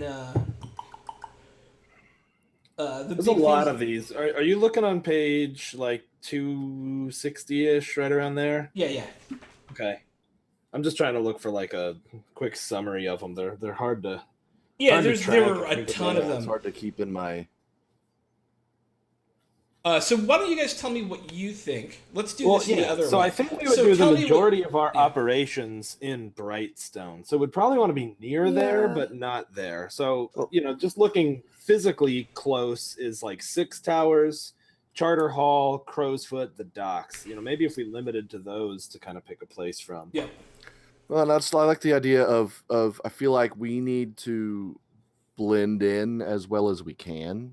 Mhm. And Yeah. so, like, say, like an industrial kind of worker place is not going to work. A dilapidated slum is not going to work. The richest area Right. in the city is not going to work. So, What about No. Six Towers? Because That's Six Towers exactly was, what I was looking at. formerly rich, now worn down and dilapidated. So we're still kind of Yeah, on the that's cusp fine. of where I it's like it. nice. yeah, Where's that we're- at? Yeah, point us out. To the right of Thieves' Lair, so like where Skurlock's Manor is. Okay. Oh yeah, no, that's fine. Okay. Yeah. 'Cause The that way farther away it's from this from whole the area. administration, the better. So, Okay. So yeah, you guys no, like that's that? perfectly fine. Essentially, that is where the wealthiest used to live before they all moved up to White Crown, which is up here, and then in here as well, which is what is that one called again? I can't remember. But we're all still learning. But yes, so it's a great place to be. Charter Hall. Charter Hall, right? Before like they moved up to Charter Hall and White Crown when the Empire kind of set up. Towers is Yeah. no, So- Six Towers is that edge section, right? Like that's out here. Yeah. So it is essentially. This is. I'm looking at the on page. Why are there no page numbers? 254 is like a labeled map of Duskfall. Yeah, that's what I was looking to. Yeah, it is that. I just outlined it on the map. Okay. Yeah. Okay. Okay. So I think maybe if we're I like it. Maybe if we're somewhere out here by the Yeah. river. Yeah, I like it too. Mm-hmm. What's Yeah, that 'cause, like, Skurlock's she- Manor? Yeah. What is Skurlock's Manor? Is that in the book? So all of these little things you see circled are actually maps that I have. So don't really. Lord Skurlock is actually really Okay. famous. The Skurlock family is one of the oldest families in Duskwall, and they are a sailing family and have some of the most prestigious Leviathan hunter ships in the fleet. Cool. And there are other rumors about them as well that you can find out through gameplay. Spoilers. Yeah. So we're gonna have you guys set up in Six Towers then, right? That Yeah. sounds good. Yeah. Like it. All right. So now that we figured that out, you know where you are. Your lair is in 6 towers. Getting back to the thing here. Okay. And then you choose your reputation between ambitious, brutal, daring, honorable, professional, savvy, subtle, and strange. Where is that again? Let's see. Vicious, brutal, daring. Daring sounds right. Just by name, I haven't looked it up, but where is it? Is there Wait, what is this again? a description of these, or These are basically just descriptors you can use. They're not mechanical. so there's no okay. So No, there's no, it's just like, how other people view you, and will kind of color the stuff that you do. Right? It'll kind of color the people who approach you and what your reputation is starting out and things like that. So wait, where is this at?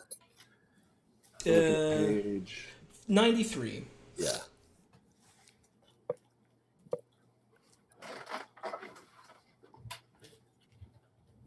I feel like if we're into espionage, spying, and trading in information, maybe being professional would be a good. Yeah, I was looking at those 3 right there: professional, savvy, or subtle. Yeah, maybe savvy. I do like professional. It just I like, yeah, I the like idea that, we're just like a well-oiled machine. Yeah. and yeah, if people are paying So us that's our for information, reputation. then they need to know that that information is sound, and being professional about the way we do things would give that Yeah. impression. So is that our reputation? Yeah, that's what we're Our looking at. reputation, I Yeah. think, right? Yeah. Yeah. Okay. Does there anybody else have any other ideas about that, or? No. I like that idea. We'll see if Okay. it holds true. Right. Well, and that's the thing too, is if it, I mean, I assume that our reputation will change based on our actions, but Right. Yeah. this is pretty much a starting point. At least, at the very least, this is what we want people to think of us. Right. Whether they actually think it. Whether we are. Yeah. Yeah. All right, so now we talk a little bit more about your lair, right? You just kind of describe what you think it is, given the area you're in, which is a bunch of old mansions that got turned into apartments, dilapidated streets, a few pillars of kind of the economy and community still live here. There's a very famous restaurant that's still here, and one lord still keeps his manor in this neighborhood, but it's mostly like, if a rich area, what happens after white flight is essentially what happened here, right? Where everything kind of stopped being maintained and was turned into cheap housing, and yeah. Cool. Like, suburban sprawl has happened a couple of times Yes. since this was the spot. So yeah, what kind of lair is it? Is it, some small shack? Is it like a forgotten basement in an old manor? Yeah, I was thinking like a manor. If there was like room for all of us to. Yeah, that's what I was thinking too. Yeah. Yeah, It's and an especially old, dilapidated, like maybe some walls have crumbled in some parts. Yeah. And I like it Yeah. because also with our noble heritage, we may have had access to these kind of buildings and Mhm. Yeah, that's a good idea. something like that, maybe. Yeah, you've got a couple nobles. Maybe this is still technically owned by one of your families, and that's why you're using it. It's just nobody comes here anymore. Right. Or maybe it's kind of one of Or- those forgotten properties that rich people have that they don't even know that they have. And Yeah. Forgot to Yeah. have this in the home. we know it. And so Yeah. technically, like either me or Sebastian can lay claim to it and say, yes, we own this, or I own this. But, families kind of like, Until Daddy finds out. until daddy finds it. I will say, having a whole manor is a bit big for your britches for a level 0 cruise. So I'm going to add a complication to it, which is at the moment you have what are essentially the upstairs servants' quarters of this former, let's say, like 30-room, 2-floor mansion. But the problem is there's a soup kitchen and essentially a homeless shelter on the first floor here at the moment. That your noble family, who was it who owned it?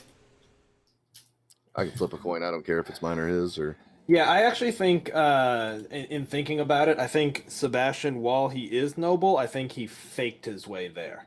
So I think Ooh. he's not Okay. actually of noble Okay, birth. so but I I am think he was actually- able to, yeah, I think he was able to fake it and like maybe lived in an apartment for a while, but like basically completely put on a sham and Oh, Yeah, yeah. that would make convinced sense. Yeah, people that okay. he was noble, but he's not. Yeah. I definitely am from a noble family. I All right. just they don't talk to me and I don't talk to them. All right, so Taps, let's say that this came to you through a will in your family, right? But part of the will said that a large portion of this estate needed to be dedicated to the service of the poor in the community.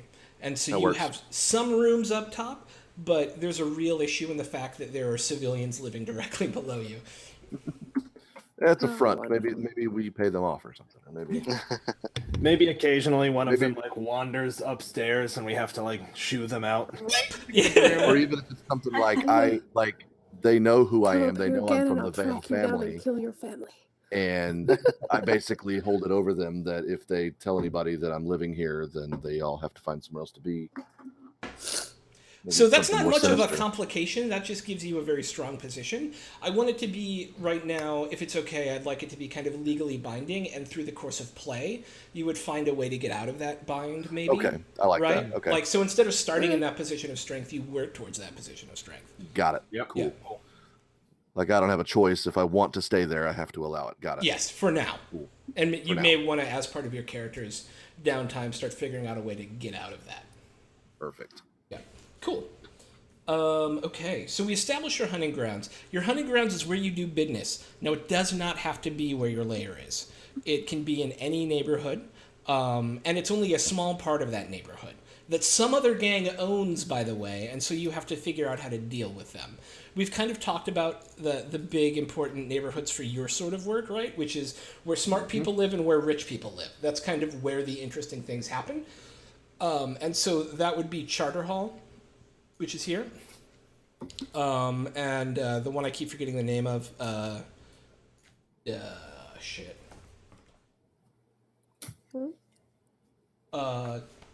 Brightstone?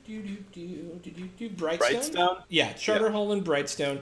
And interestingly, I would also say you guys, as an initial point of information about the gang world, also know that there is a burgeoning gang war going on in Crow's Nest that may also be an interesting place to do business. So those are kind of where you could maybe play intermediary in some way or scout or spy for the competing factions currently fighting over that neighborhood. Broker some info there. Yeah. So those are kind of the three, I think, most interesting areas for you guys right now. Do we want to be for or against the government here? Like, do we want to? I don't think we're helping the government, right? We're not on the government payroll. I mean, At I guess least we from can- We'll help whoever who Wouldn't it pays, be? darling. Yeah. Yeah, that's true. That's true. So I mean, we can. Ugh. Loyalty can change. Yeah, oh yeah. Loyalty is as shiny as the gold that's been my hand. So, I don't know.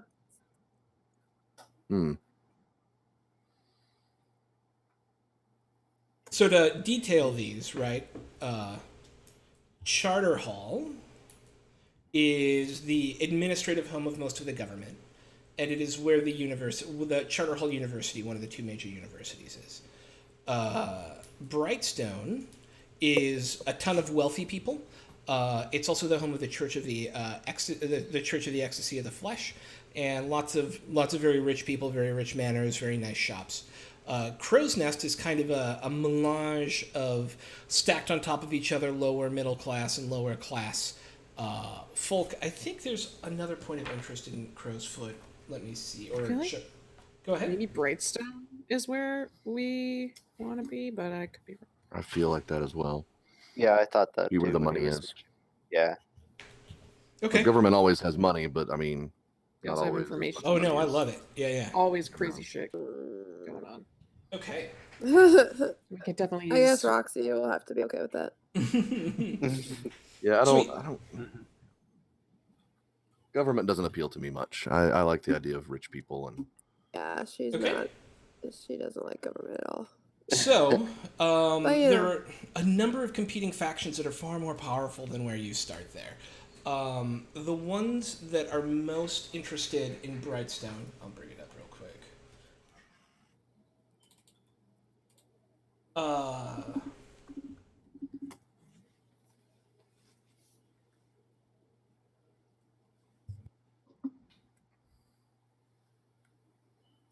All right, so I'm going to say that there are a number of competing factions in Dustwall. The ones that are most powerful are Lord Skurlock.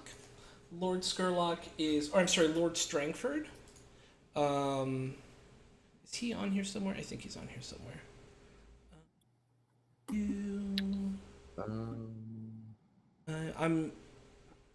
I'm looking on the factions list. If it, Lord Strangford. Oh yeah, so he Lord Strangford, who operates one of the largest what are they called? One of the largest Leviathan hunter fleets in the city. And then the Bluecoats are a large faction here. And then, of course, the people of Brightstone themselves, because of their wealth and their influence, count as a third large faction here. Do we track this on the faction sheet? Yes. Okay. Yeah, that's what I'm doing. Where do we All right. just in the notes? So, like under citizenry, we put people. Yeah, you would put Brightstone. Yeah. Yeah, I've just been writing it in the notes pretty much. Yep. Then they've got a tier, a hold, and a status. Yeah, so your status starts at 0 for everyone. The tier is how powerful they are. You are currently tier 0. What are they? I'm not seeing this. Where is this? So Brightstone, I'll walk you through it. It's cool. Brightstone is tier 4. The people of Brightstone got are it. a tier 4 faction, and their hold is S, which is strong. Okay. You guys are missing this. Up in the top, you have character mode. Click character mode. That takes you to crew mode. Click crew mode. That takes you to faction mode. Okay, now. Oh. Okay. I'm looking on the crew mode. Like, where is this? Yeah, I am too. Oh God. Okay. I'm almost totally thinking you could add a new character sheet for the crew that I think, Sean, if you made it so we could all edit it, we could all. Oh yeah, that's a good idea. Yeah. Rather than each of us try to track this info. Okay, that's really cool. Let's do that right now. The factions and crew can be a central document we can open. Yeah. Players. We never came up with a name for ourselves. You have not yet. No. Ooh, that's fun. Does it have any suggestions like it did for the characters? I don't think it did. I didn't see any. It did not. You guys will get to be the creative ones on that.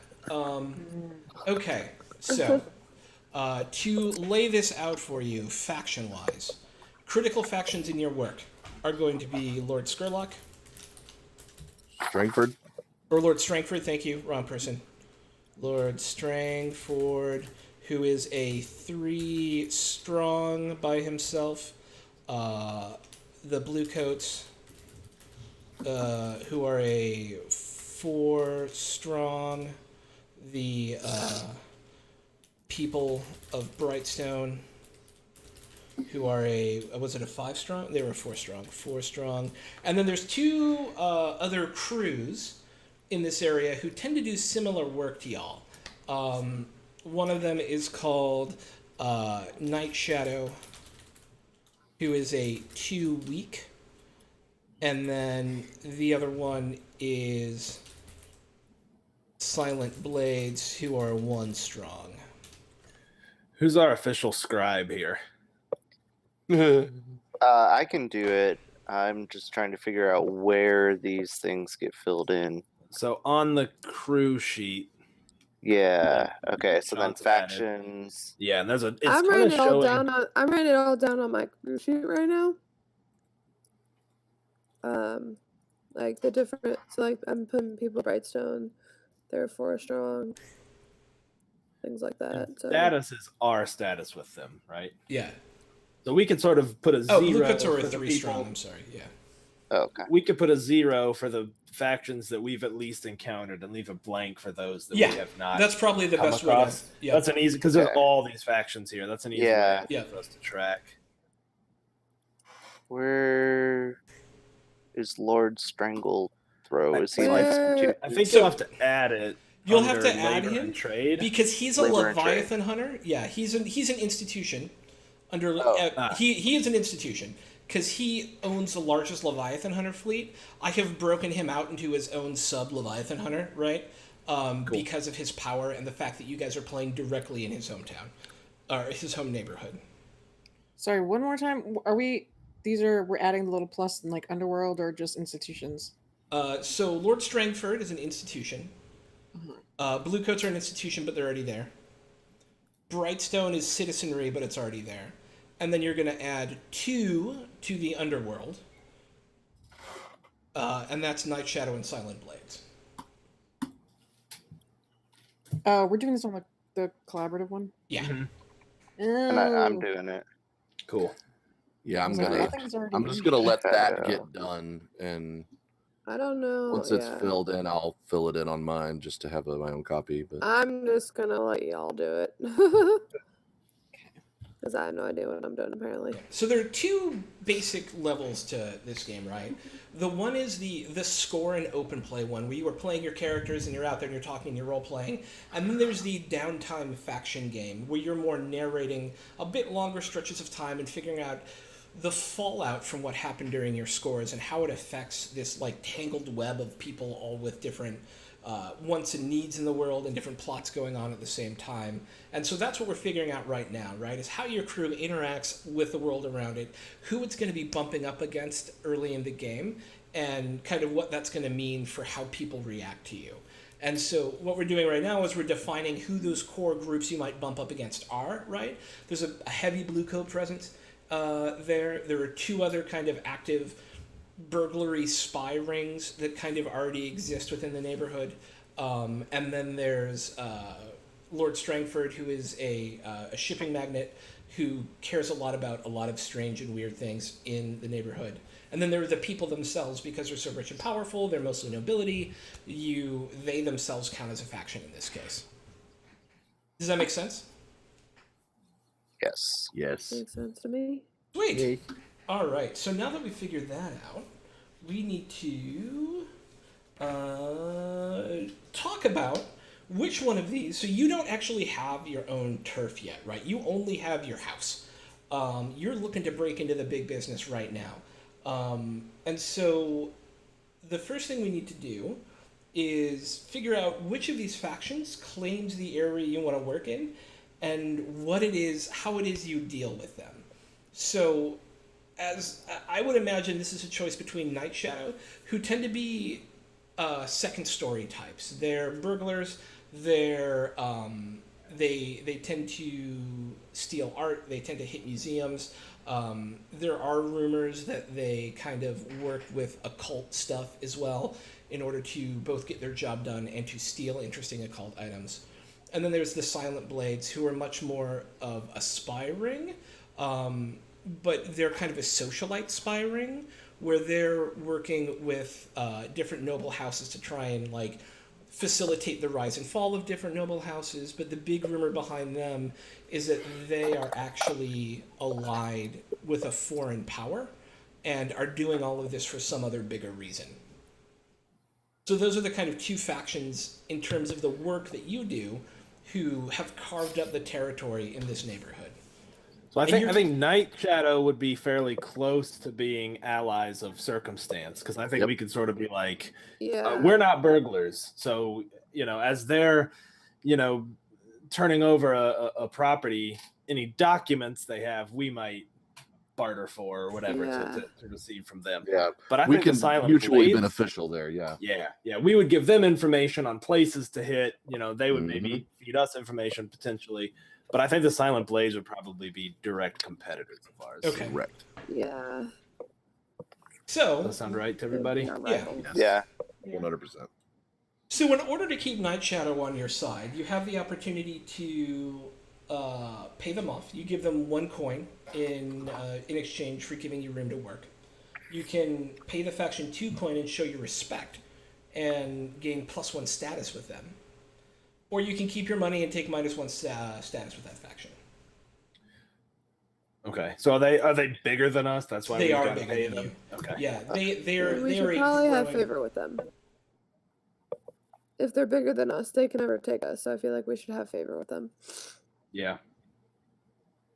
So what were the options again? I know we gotta give them coin, but yeah. So it's either give them 1 coin and they kind of just ignore you and keep an eye on you and give you room to work, or you give them 2 coin and you show them respect and you get +1 status with them.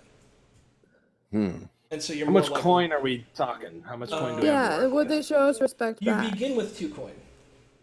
So we give them all of our money. Yeah. For +1 They're good favor. God.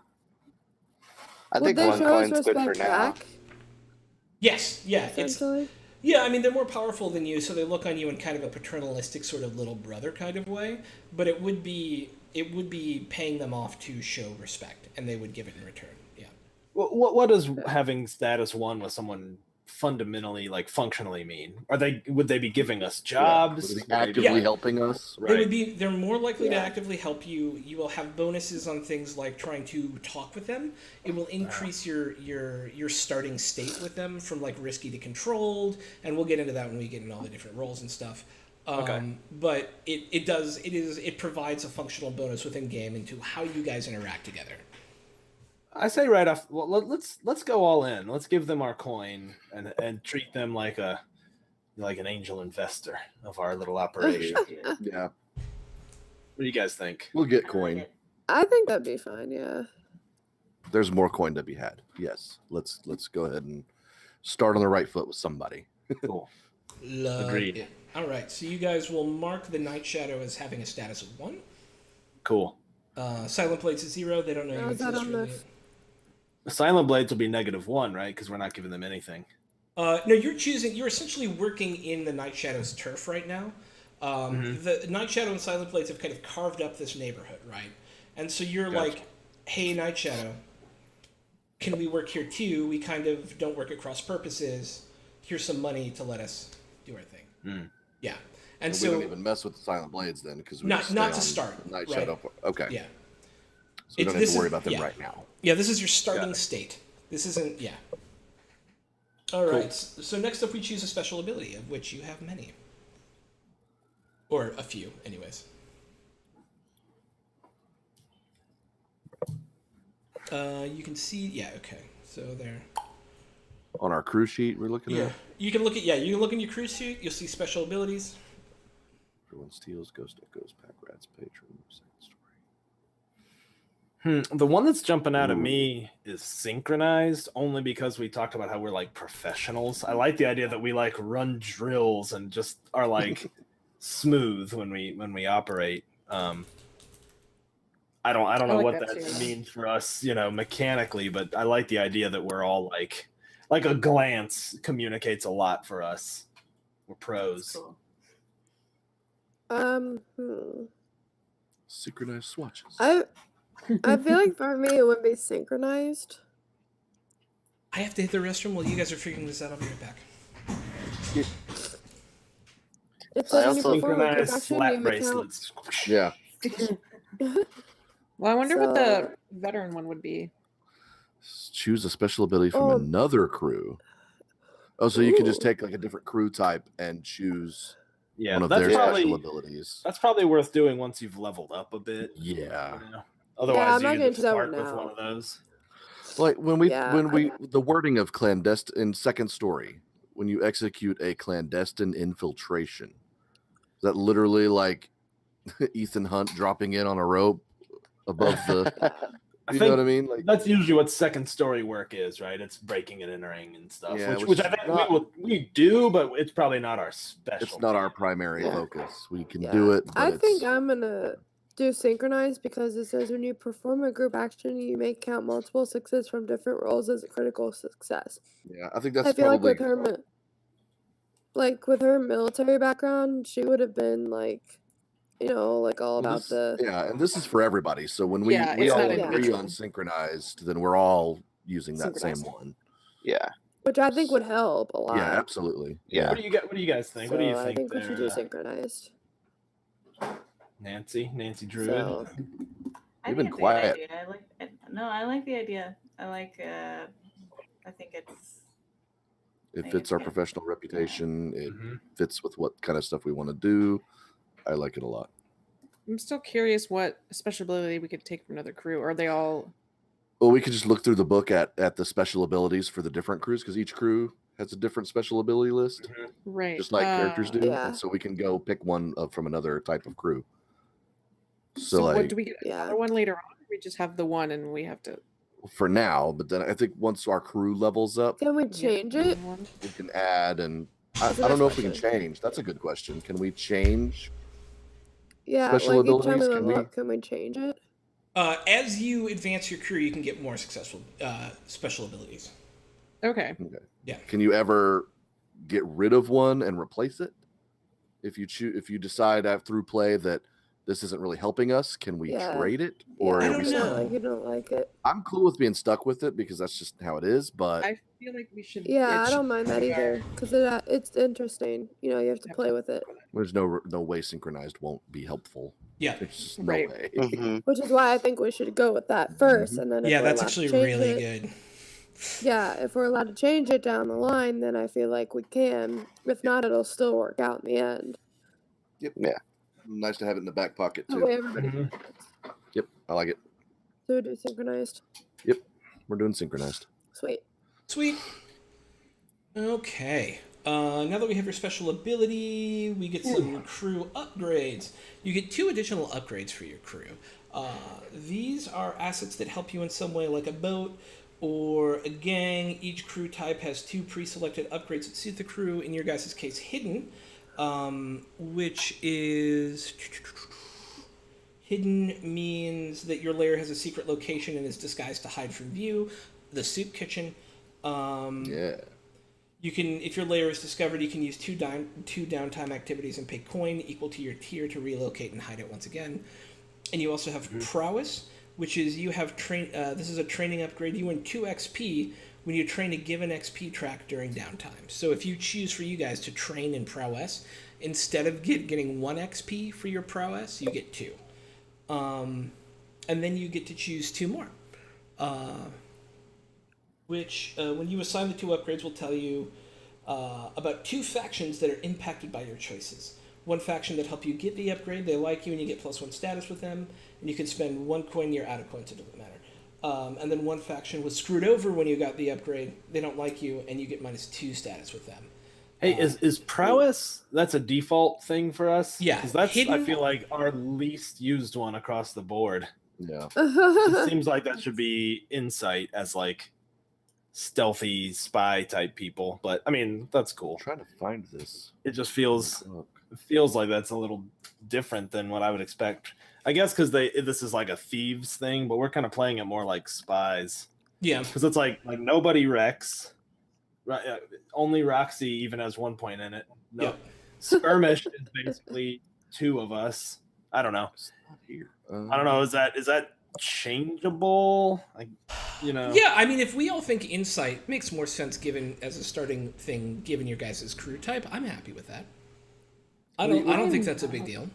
What do you guys think about it? I mean, I look at my personal character sheet and just remembering what everyone was talking about. Like, Yeah, no, I kind of agree with you there. Mm-hmm. I think we need to play to our character strengths, and I don't think that's.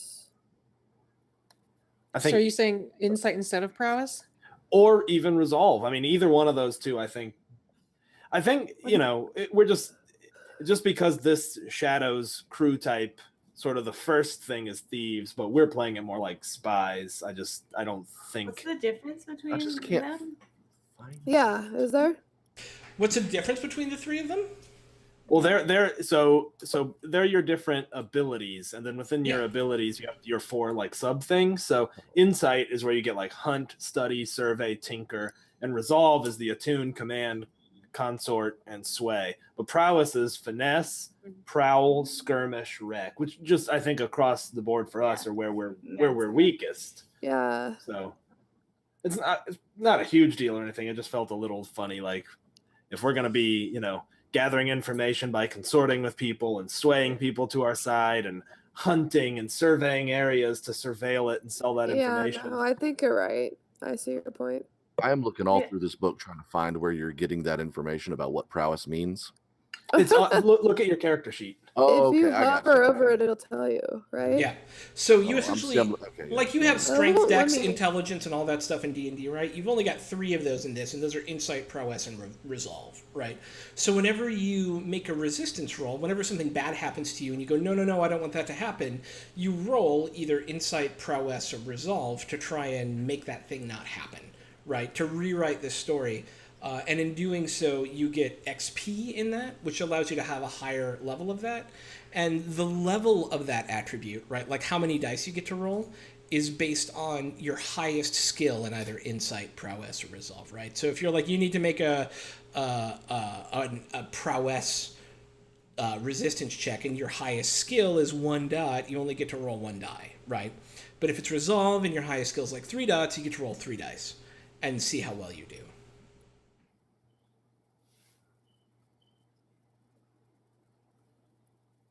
Sweet. I just wasn't sure if because we all have our own individual stuff that we get to roll for, but the crew one, I don't know how much bearing that has on. It is if you choose to train that thing during downtime, you get extra XP. Okay. Yeah, it essentially is, to get better at a thing. It's like we're focused our training on prowess. I'm not trying to derail it or anything. No, I'm like, starting to see I don't know now. why we would do that. Because I feel like we would just never use that ability. Because maybe some of us will That makes sense, spend though. XP on things, but I see what you're saying now. Now I'm starting to understand that this is when we are in downtime, we can train something and get better. And this is Yes, and that is how you Right. train that thing. to get Basically, better. like adding, die to a certain role. Like, Oh, so yeah, maybe resolve. I feel like a lot of us are Yeah. more weighted towards that end. But yeah, either of the other two, I think, much more accurately represent the way we've built this game. I mean, either or is, it's fine with me. So whatever. You I guys agree with it decide. fitting the crew type. yeah, does it need to be a different crew if we don't do the training it's defaulted to? Okay. No, you can. I'm letting you guys just So pick a then new what- one if you want one, because I don't So what are think we it's going to be doing that then? big of a deal. Resolve? You just, you guys can pick. Yeah. Yeah. I like I think that'd be Resolve a is what little we're doing. pretty minor, right? Yeah. I don't think that's too big a deal. I mean, Okay. I have the most dots in prowess, but everybody else seems Yeah. to have fewer. So I'm like all over the board, so All right, you want to switch it to resolve then? we can do that. Does anyone Cool. opposed? Done. Nope. All right. So this gray box up here says crew upgrades. Is Yes. that something we do something with now, or Yes, you get 2 crew upgrades. okay? So they are exactly what they say they are. Okay. I feel Um, like underground maps and passkeys would be very useful. Absolutely. I was thinking that one Okay. too. I mean, yes. And Um, it also counts the stuff below it as well. The gray box is just your crew specific upgrades. Everybody has access to the white box upgrades below it. Yeah. So I was Okay. thinking that maybe we want to secure our layer with like the first tier of secure. yeah, that would probably be a good idea. So what that is your layer Well, I has don't know. locks, alarms, and traps to thwart intruders. A second upgrade includes arcane measures as well. So if you were to take it twice, the first one Well, is we want to secure that because we have civilians that might end up walking Mhm. in like all willy nilly, Yeah. Right. And as purveyors of So- information, we've got to store some of that. So yeah, I agree completely. Yeah, yeah. I don't see secure. It's in the Uh, white section under layer. So check Ah. that one. Oh, we get so we get 2 from the gray box and how many from the white one? you get a total of 2. Oh, okay. Oh, So underground maps and passkeys and secure. Yep. Does that work for everyone? It's I fine think with me. so. Yeah. So like it. we're doing secure and hidden. I think it would have to be secure because we have friggin' homeless people living underneath us. Mhm. Right. Yeah, that's what secure we is said. vital. Yep. So Okay. underground maps and passkeys from the gray box. Yeah. Hidden, secure, and resolve. So let's go back to the faction page for a second, because somebody here likes you and somebody here hates you lots for what just happened. For the What are we going back to? the crew, or the factions, I'm sorry. So for the underground, locks and keys, or the underground maps and stuff, you are going to take a -2 faction with, let's see. You're going to have a -2 faction with the blue coats. The reason you have a -2 faction with the blue coats is because they are the keepers of that information. And early on in your guys' career, you were able to pull on your contacts to be able to get those maps. But in doing so, Crowley's kind of foil, what was his name again? Strangled. Hot. What No. were you asking about? Crowley, the person who you used to do shit with, the jailbird. Oh. Oh, Hawker. Yeah, Or Hawker Harker. told on you guys about it. And so the blue coats are already kind of aware of you guys being around, and you've got a little bit of heat on you because of it. But the Night Shadow, being second story folk and actual robbers, were actually able to help you make your place more secure from robbery, acting as like the IT consultant, sort of security consultant kind of people. So you get a +1 faction with them. So they are now 2 and very strong.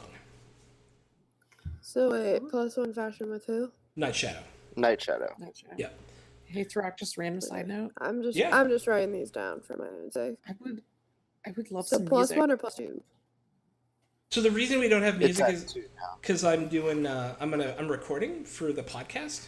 I'm trying to, and I just haven't had time because I was moving. I want to figure out a way to line in music so we can hear it, but it doesn't get recorded. Oh, right. Yeah, and I just haven't figured. That's So there fine. will be music moving forward. I just have to figure out the technical thing for it. Okay, Let's see. so it was +2 with Night. What was it again? Yeah, Sorry. so you're going to Night be at Shadow. a total of 2 with Night Shadow, Okay. and a total of -2 with the Blue Coats, from whom you stole your maps and Yeah, passkeys. right. Okay, that's fine.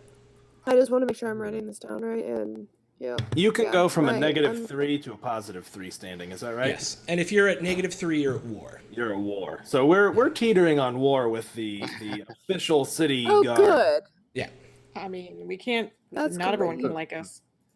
it's an Yeah. interesting place to Right, start. right. We can't be. Yeah, we're only human, guys. That means we got to find some information about some of their lieutenants and higher ups and hold it Mhm. over them. Mhm. I got a question real quick. What's up? On my faction sheet, Yes. like I just opened up the crew sheet and all these factions are filled in. None of that's on mine. Yeah, No. that's why Yeah. we made the. Okay. Yeah, that's why we made okay. the crew sheet, so everyone has something to look at. Yeah, That's- I'm just writing it down Okay. in the notes on my faction mode sheet just so I have it, because I don't know where else to enter it. So I just wrote it down just to be safe, so I have that information. Yeah, I just didn't want everyone to be out of sync. So I think the centralized crew sheet Yeah, I makes a agree. lot of sense for us to quickly reference. yeah. So we've made contact with, but are neutral with Lord Strangford, the Leviathan ship baron, I guess. Yeah. We've worked with the Silent Blades. We're at 0 with them, right? So we know them. No, we Yeah. have not worked with them. They You are have our lower, yeah, rivals, but we haven't necessarily bucked up against each other yet. not yet. No. Night Shadow are the burglars and thieves in the area who we have a very good relationship with now. They feed us information and we do the same for them. And the blue coats are actively seeking out where we are, potentially looking to eradicate us. At the very least, we're on their radar and they are not happy with us. Factual. And then there's the people of Brightstone themselves who Yeah. Yeah. don't really care about Yeah. us. Yeah, they don't care. Don't they don't know. They don't know you yet. Yeah. Yep. Cool. I Yeah. love it. And just continuing to summarize, we've got a sweet layer, which we've upgraded with all kinds of additional security, alarms, and fortifications, I guess, right? Yes. Mhm. And we train better in resolve, which makes sense, and our layer is pretty well hidden. So we're both security through obscurity and through actual physical security. Yeah. I thought we Security could only through. pick one. So hidden was one, but do we get secure also? Or Yeah, we got to Yeah. get 2 upgrades, and if you see the gray box up there, that's crew specific upgrades, but then white are kind of generic upgrades. So we Okay. decided Yeah. we've got information. It's very We important. in our layer. started with hidden. That came with Yeah. being a shadow. Yeah, Okay, I right. didn't know if we had to get rid of it if we picked it. No. Nope. No. Yep. All right. So the last thing I We want still to need do, a name for our group. you do. Two last things. First, I want you guys to take a look at that layer sheet that's up. Right. It's on the crew sheet. Each one of those boxes is a way for you to expand your power and count as scores. So in doing that thing, like when you're like, we want to increase our turf and eat up a little bit more, a couple more noble houses over here, or this high class neighborhood over here, you would have to do a score in order to do that. A score is the actual play where you go in and you do the spy shit, right? Or if you wanted to... Okay. Hey, Castle Mac Raven with the bits, thank you so much. With the bit, nice. With the Raven. bit, thank you Yeah, for I the forgot penny. Raven. Wow, why don't you Throw just... you a penny? Just Let a me bit, just right? chuck that penny at our You pick foreheads. this up. I don't want it. Damn. Just getting pennies chucked at our Y'all are forehead right jerks. now. Jeez. That's so Ow. mean. So Oh mean. my god. That happened to me when I worked in a drive-through once. Oh, It's it not a fun hurts. experience. It hurts so much. Showering and bit. Legger actions. All right. Lair, shut it. Lair. Is it better if I say lair instead of lair? It's my lair. Lair. It's okay. Liar. What? Lair. I don't, All right, sound, so I don't how hear do a we? difference. So, all Okay. right, so I'm back on target here. How Yeah, do yeah, we let's- upgrade those? We All right, have to do jobs. You have to do a score. It's a bespoke score that you guys, we talk about how would I create a drop point for myself, right? If I was doing espionage, how would I secure and create a blind drop somewhere, right? How would I create my own secret pathways? How would I get a gambling den in order to have a better front that gives us some additional money, right? Gotcha. What are we going to So- do to recruit that fence? And then you run that score. It's like any other mission that you'll run in the game. It's just, God, 2 more pennies. What? Jeez. oh my Yeah. gosh. But It's the like- outcome of this particular score is Yeah. we earn that. So, like, if Yeah. we focus on covert drops, which Mhm. that or informants both make sense for kind of our first like layer expansion score, Yeah. which might not be Yeah. necessarily our first job because we'll Yeah. probably want to do a couple to practice. But then those are the ones. They're like they're the big time. This is where it's like, all right, we're now Yeah. gonna exert our influence. And okay, cool. Yep. Yep. I like it. I like it a lot. Yeah. Ooh, see, I if you do. look at there's pathing here too, right? Yes. So, See you, that. you have to Yeah, follow so the I'm- path. I'm looking at covert Where's the drops because pathing? it leads to secret pathways and lookouts, Yes. Mm-hmm. and that feels really Mhm. useful. Yeah, it does. And what does And of course turf we could- do? Turf is more neighborhoods, right? So it's more areas either within this neighborhood or other places where you choose to work. So right now you're working in a part of Brightstone, right? You take on turf, you can either expand your turf in Brightstone, or you can pick somewhere else that you're also actively operating within the city. Cool. Yeah. And then the last thing is choosing your team's favorite contact. And you've got a list of them right there. Oh yeah. There's a ton. Hmm. Oh, wait. Let's see. Hmm. We are -2 at the blue What's a coast, deal so that's broker? no. That's I mean, Adelaide Freud would be a pretty good one, Yeah. maybe. I like Prague. Frag. I don't Or- care. or I mean, all those are okay with me. I like so... Amancio and Adelaide are the two I'm looking at, just based on what they are, like a deal broker. Yeah. Yeah. But The at the same noble time, might the be good for noble- you too, but We have an in with the noble, right. so maybe Yeah, it's like an I old already have trusted an in friend with the or blue something. team. So Yeah, we So already maybe have we a should blue go with card, the so- deal broker then, Yeah. sure. Sure, works because for me. since you guys already have an in with the noble, then we wouldn't need the noble. Well, Yeah, I Moncio could help connect us with work. yeah, I think so. Yeah, which would be good. Where's this? So I Sweet. think we should go that route. All right. Excellent. And that's your crew, team. You need to figure out a name, but you don't have to do that right now.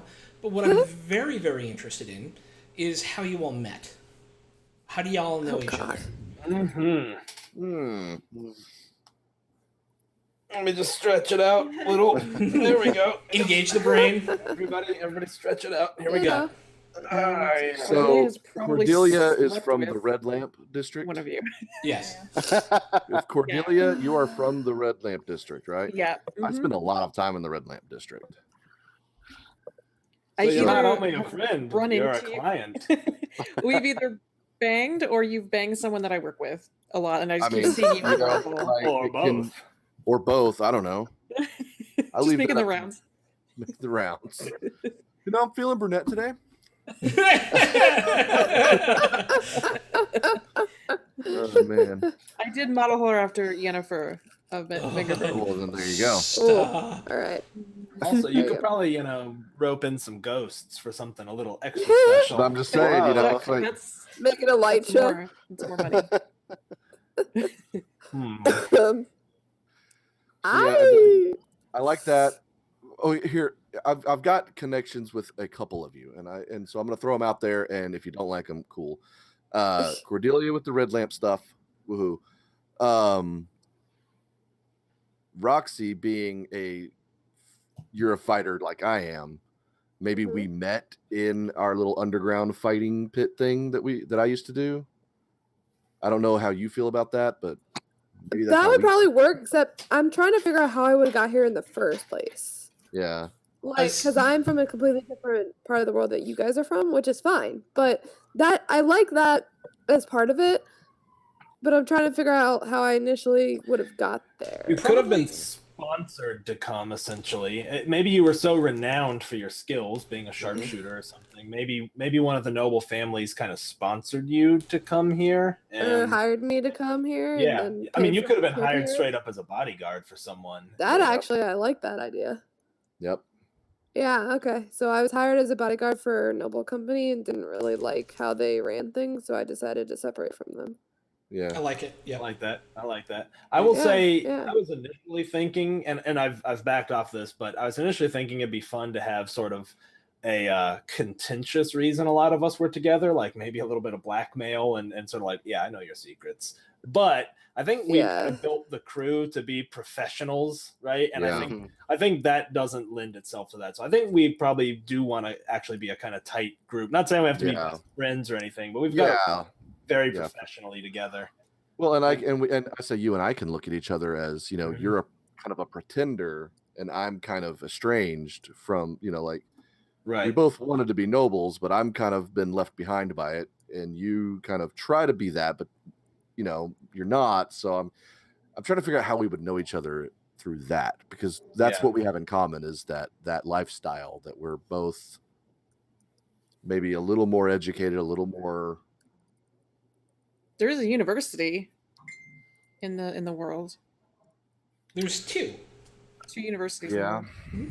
This is true. We haven't mentioned the other one because it hasn't come up, but there are two. I think I probably definitely would have attended the university just because Okay. of Could my afford to. family, and it's just we can afford to, so I Yeah, would have yeah.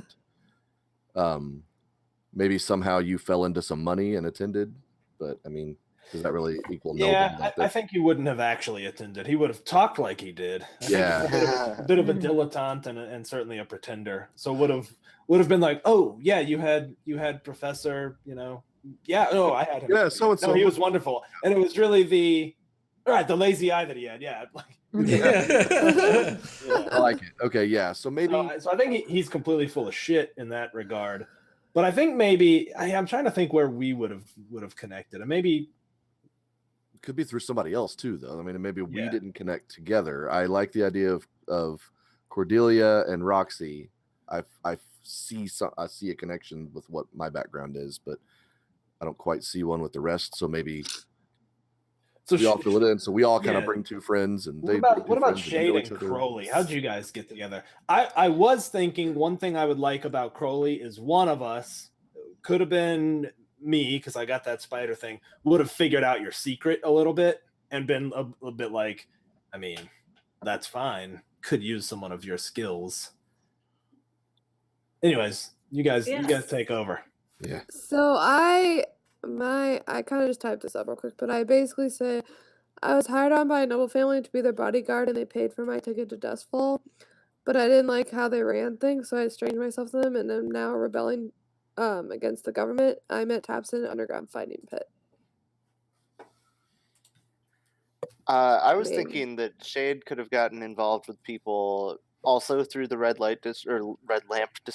go. That maybe that's where he was from, and whatever the you know, he would do jobs for the mistress of the place that The brothel. yeah, the brothel, and the Madam yeah, Madam. right, that like, and so he Teslin. kind of does some sort of work that's not prostitution for the brothel. So Security. He would be like yeah. Like a pimp, but not really. I would say kind of like he would be like a bodyguard for the brothel. Yeah, like watches Yeah. over people. Yeah, just Right. kinda sitting in Yeah. the Just corner. with the One of the clients are bouncers. treating the Right. girls. Right. Right. Yeah. Exactly. That's Gotta cool. throw people out once in a while. Right. I thought that Crowley would know. Well, it sounds like Crowley and Songbird, like they grew up in similar situations, or they're both trying to pretend. So I feel like they would maybe have spotted each other on like That's what I was separate gonna say assignments too. and been Just like, been like you are too. Yeah, You're doing what uh-huh, I'm doing. yeah. I know what you're a doing. snake knows a snake. Yeah. Mhm. And yeah, and then I feel like Taps, just from being around nobility and coming into contact, and if y'all knew each other, then I would then come to you and be like, maybe we should work together. Yeah, I think maybe Songbird and Crowley could have worked together a little longer Yeah. than everyone else, because it was sort of like we could do better together Yeah. than alone. You know, Yeah. the sort of pulling heists on people, or Yeah. sort of being confidence men, right? Just Yeah. pulling these little jobs on people, charming the pants off people, and taking them for what they're Maybe worth. it was you tried to pull a job on me, Yes. being an And actual oh, noble, yeah. and it just backfired because That's great. I'm in their Yeah. life too. Yes. And I, instead of being angry about it, I was just like, yeah, come on, let's just all get together. Yeah. I Yes. kind of like that. You were like, good effort. Yeah. But you could be much better if you actually knew some things or whatever. GG's, buddy. Now let me show you how it's done. Yeah, I could have been like, you cross me again, I'm gonna hunt you down and kill you. And you were like, you don't want to cross her, so maybe we should work with her instead. Yeah. I kind of dig that. All right. So it sounds like we have some good connections here, which I love. I'm going to do a couple of... So we're going to get into the role play session of this now, because I feel like we're together. We've got a crew together. We know what's going on.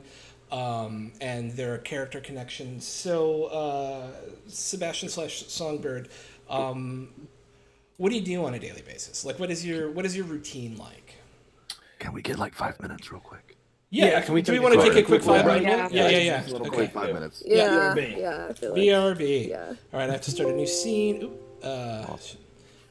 yeah, I'm gonna go. I'll be right back. okay. Yep.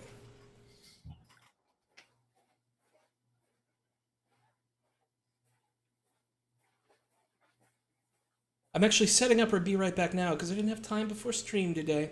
So I'm going to give us a little BRB fun as we're waiting. I hope everyone's having fun watching the game today. I am looking for my Be Right Back image. There it is. Okay, there's that. And then, sweet. And then we can give you guys some music. All right, let's do add media source. Okay. I'll call it Burb Music. Sweet. Okay. And now you're just listening to me do all this. We'll make sure it loops so that you have it for a while. That's nothing there. Where, what, why, what, why, where's my music? Up. Oh, there it is. Doink. Okay. So we'll do a little of that. And then I'm going to turn.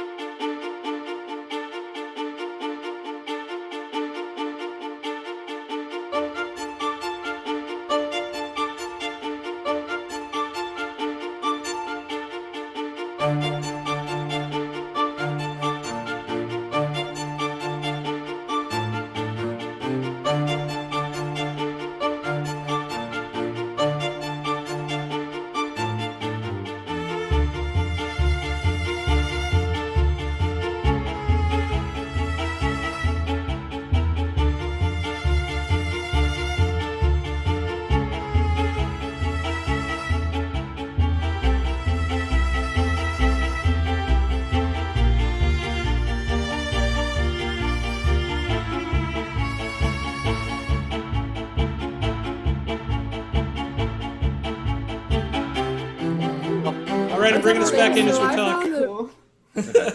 Hey, we're back and we're trying to figure out names now. We've got La Sombra Nostra is one of them, which I really like.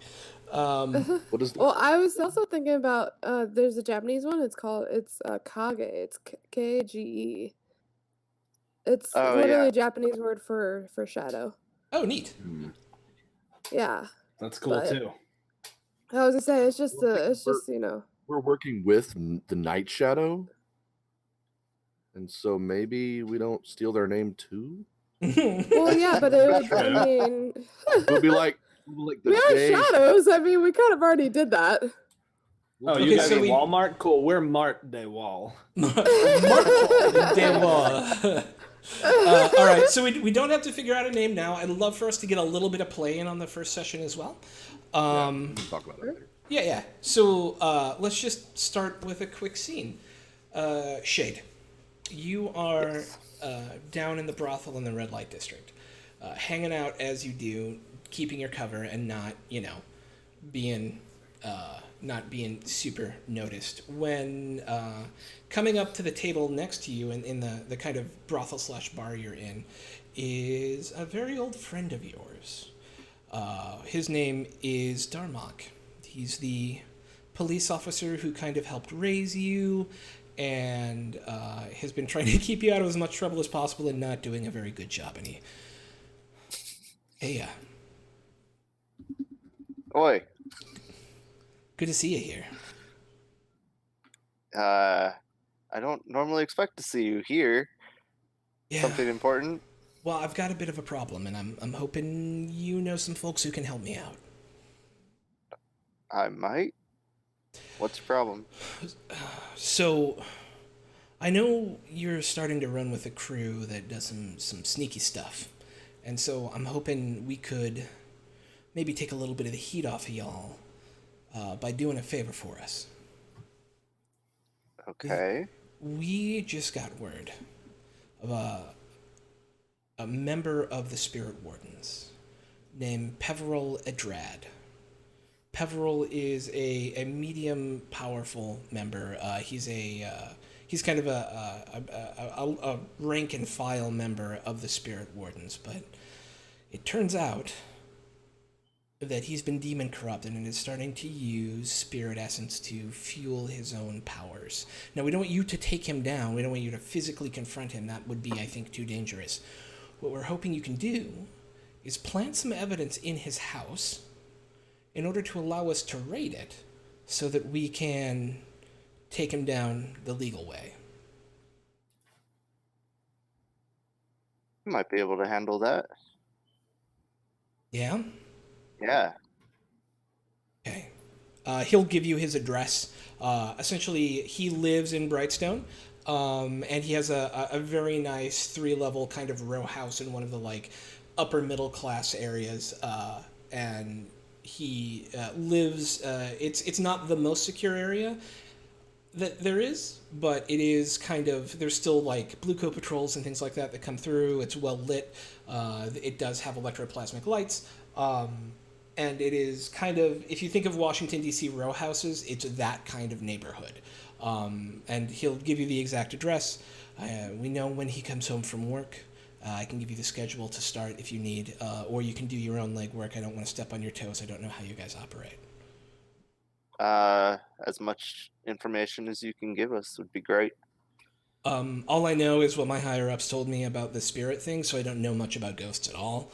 But I do know he's got a bit of a gambling vice, and he likes to frequent the Golden Horn gambling den over in like the northwest side of Brightstone, and that he has bodyguards with him for some reason. I'm not sure why, but he tends to come home from work around 5 p.m. and then he's there for a couple hours before going out to the Golden Horn for a few hours and tends to be back at home by midnight. Good to know. I'll pass this information on. Thanks, man. Sure. Scene! All right. It's up to you guys what happens next. So I would probably go to Cordelia, assuming she's there and working. Hey, I got a bit of a lead. Oh yeah. Yeah. There's a demon corrupted Spirit warden. guy, spirit warden, who the bluecoats want to raid, but we need to plant some evidence at his house. Does that sound good? Could Sounds like something I could handle. Yeah. rally the troops. Yeah. Let's see what the rest of the crew thinks. Yeah, I agree. All right, so the troops get rallied, and you find yourselves over a noisy kitchen in Taps's Manor, over on the west side of, what was the name of the neighborhood again?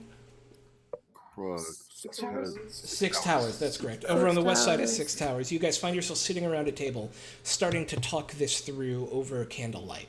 You have a map of the neighborhood in front of you. All right, so where's this at? Where is this located? Northwest Brightstone.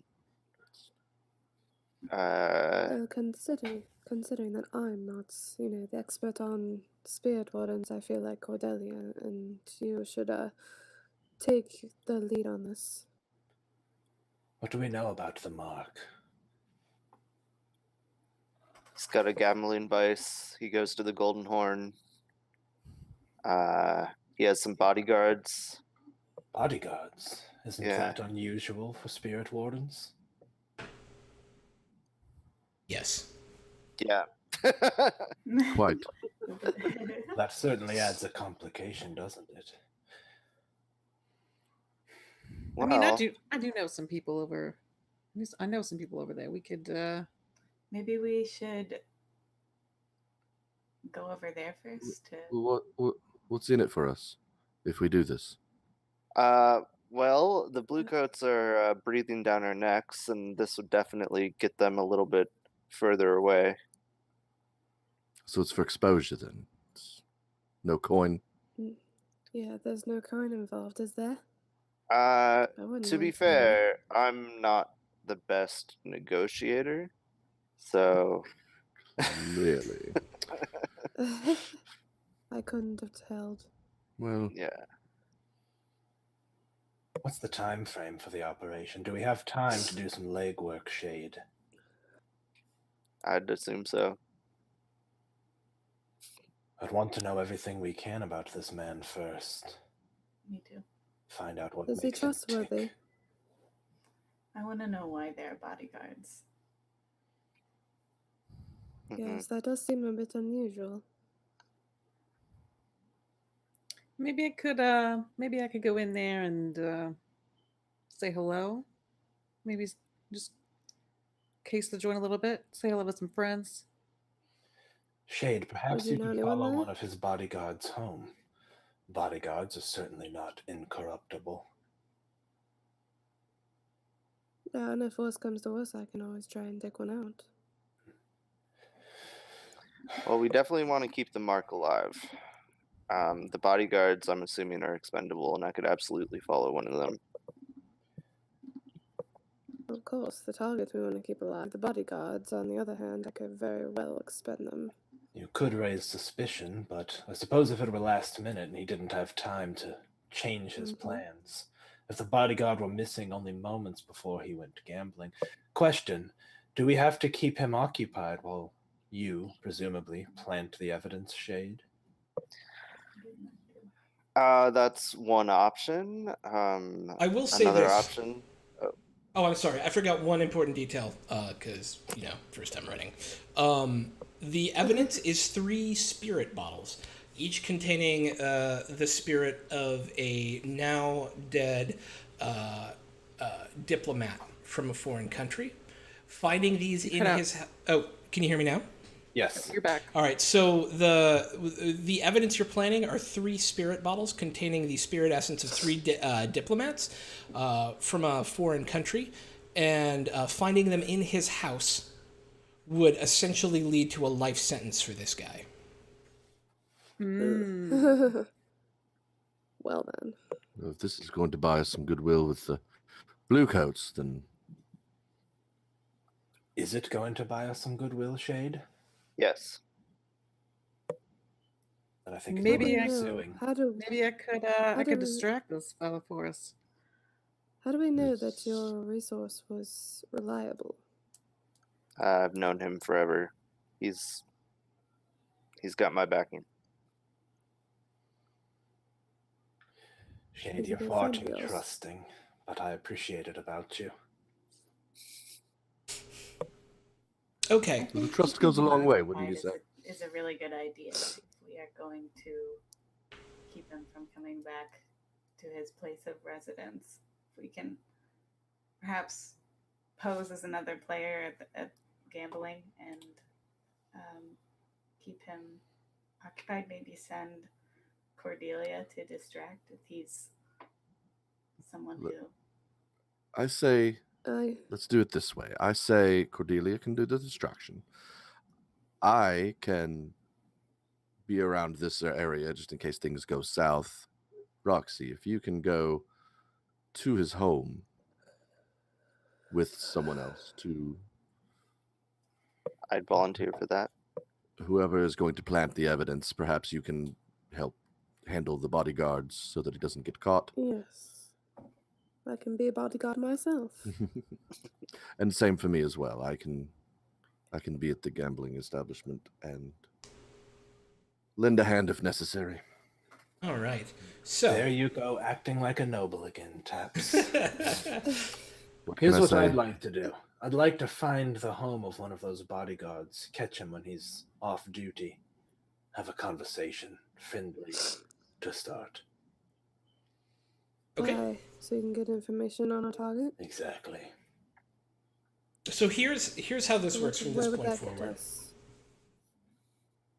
So here's how the planning works in Blades in the Dark from this point forward. Having discussed the overview of a plan, right? You're going to have some people keep him busy at the gambling hall while other people sneak in, and prior to that you're going to have somebody maybe either speak to or detain one of the bodyguards. We choose a specific course of action based on one of the following descriptors.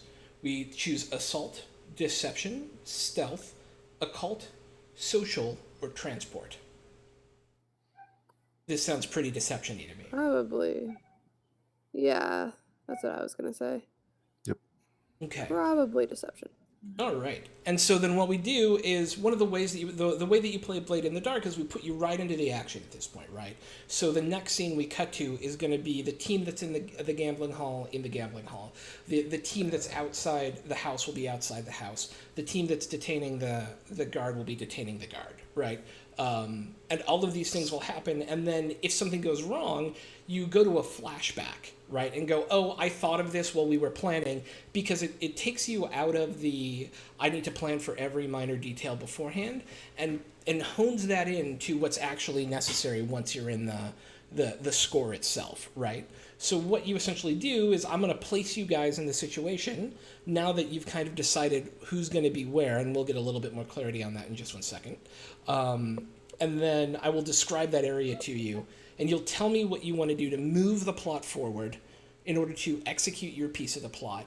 And should something go wrong, or should something unplanned for happen, you go, oh, I want to do a flashback here to try and twist the narrative, right? So it all becomes very story based. It's much more like in a like heist movie where you're like, oh, remember that one time that's how we're prepared for this, right?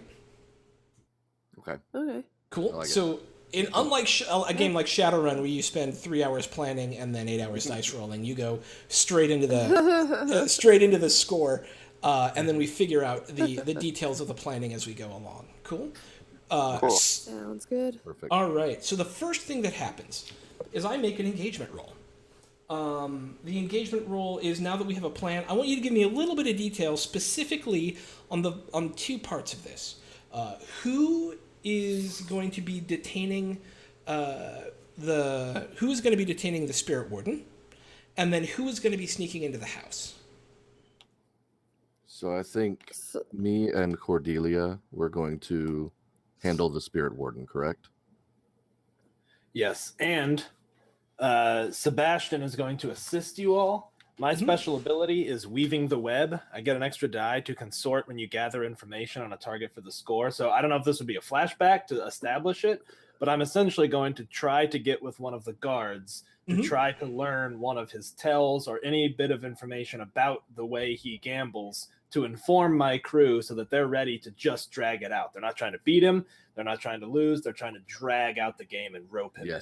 So that gives us +1 dice to the engagement roll for the operation as well with my Okay. Nice. So tell me how that happens. I was gonna go. So I'm still figuring out how to storytell all this as well, so I may break in on people. But because this happens before the other two pieces, tell me how that happens.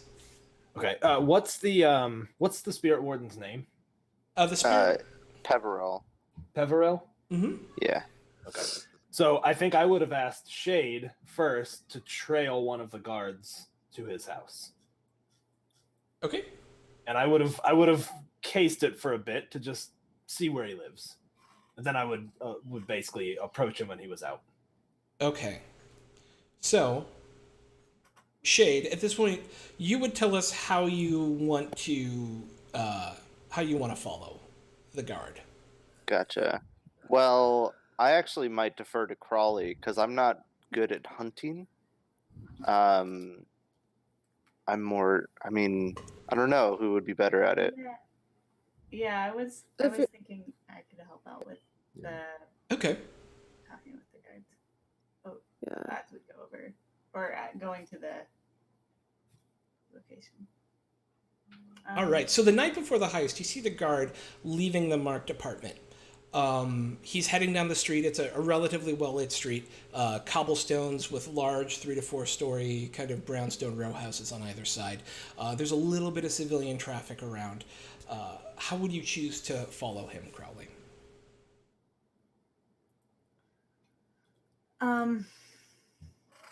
I think that I would.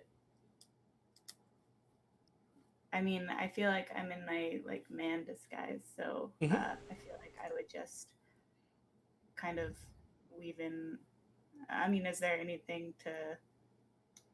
I feel like I would just try and keep like a safe distance behind. Okay. And so, what kind of skill do you think would be helpful that you have in making that happen?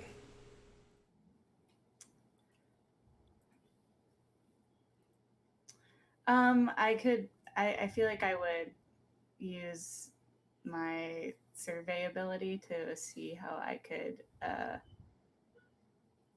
kind of remain behind like any like shops or like little places to hide behind that I could find. So if he looks back or something, he doesn't see me. Yeah, I think that makes a lot of sense, right? Yeah. You're taking a look around and making sure you have places to dive into if he looks. Yeah. So you can roll survey, but before you do, you can push yourself to get an extra die. Because at the moment, I'm going to say you're in a controlled situation, which means he doesn't know you're there, and you have a relatively good opportunity to. And let me get up my die roll thing here, because this is our first die roll, guys. I'm so excited. I need to make sure that I know how to do this right. Here we are. Sweet. Okay.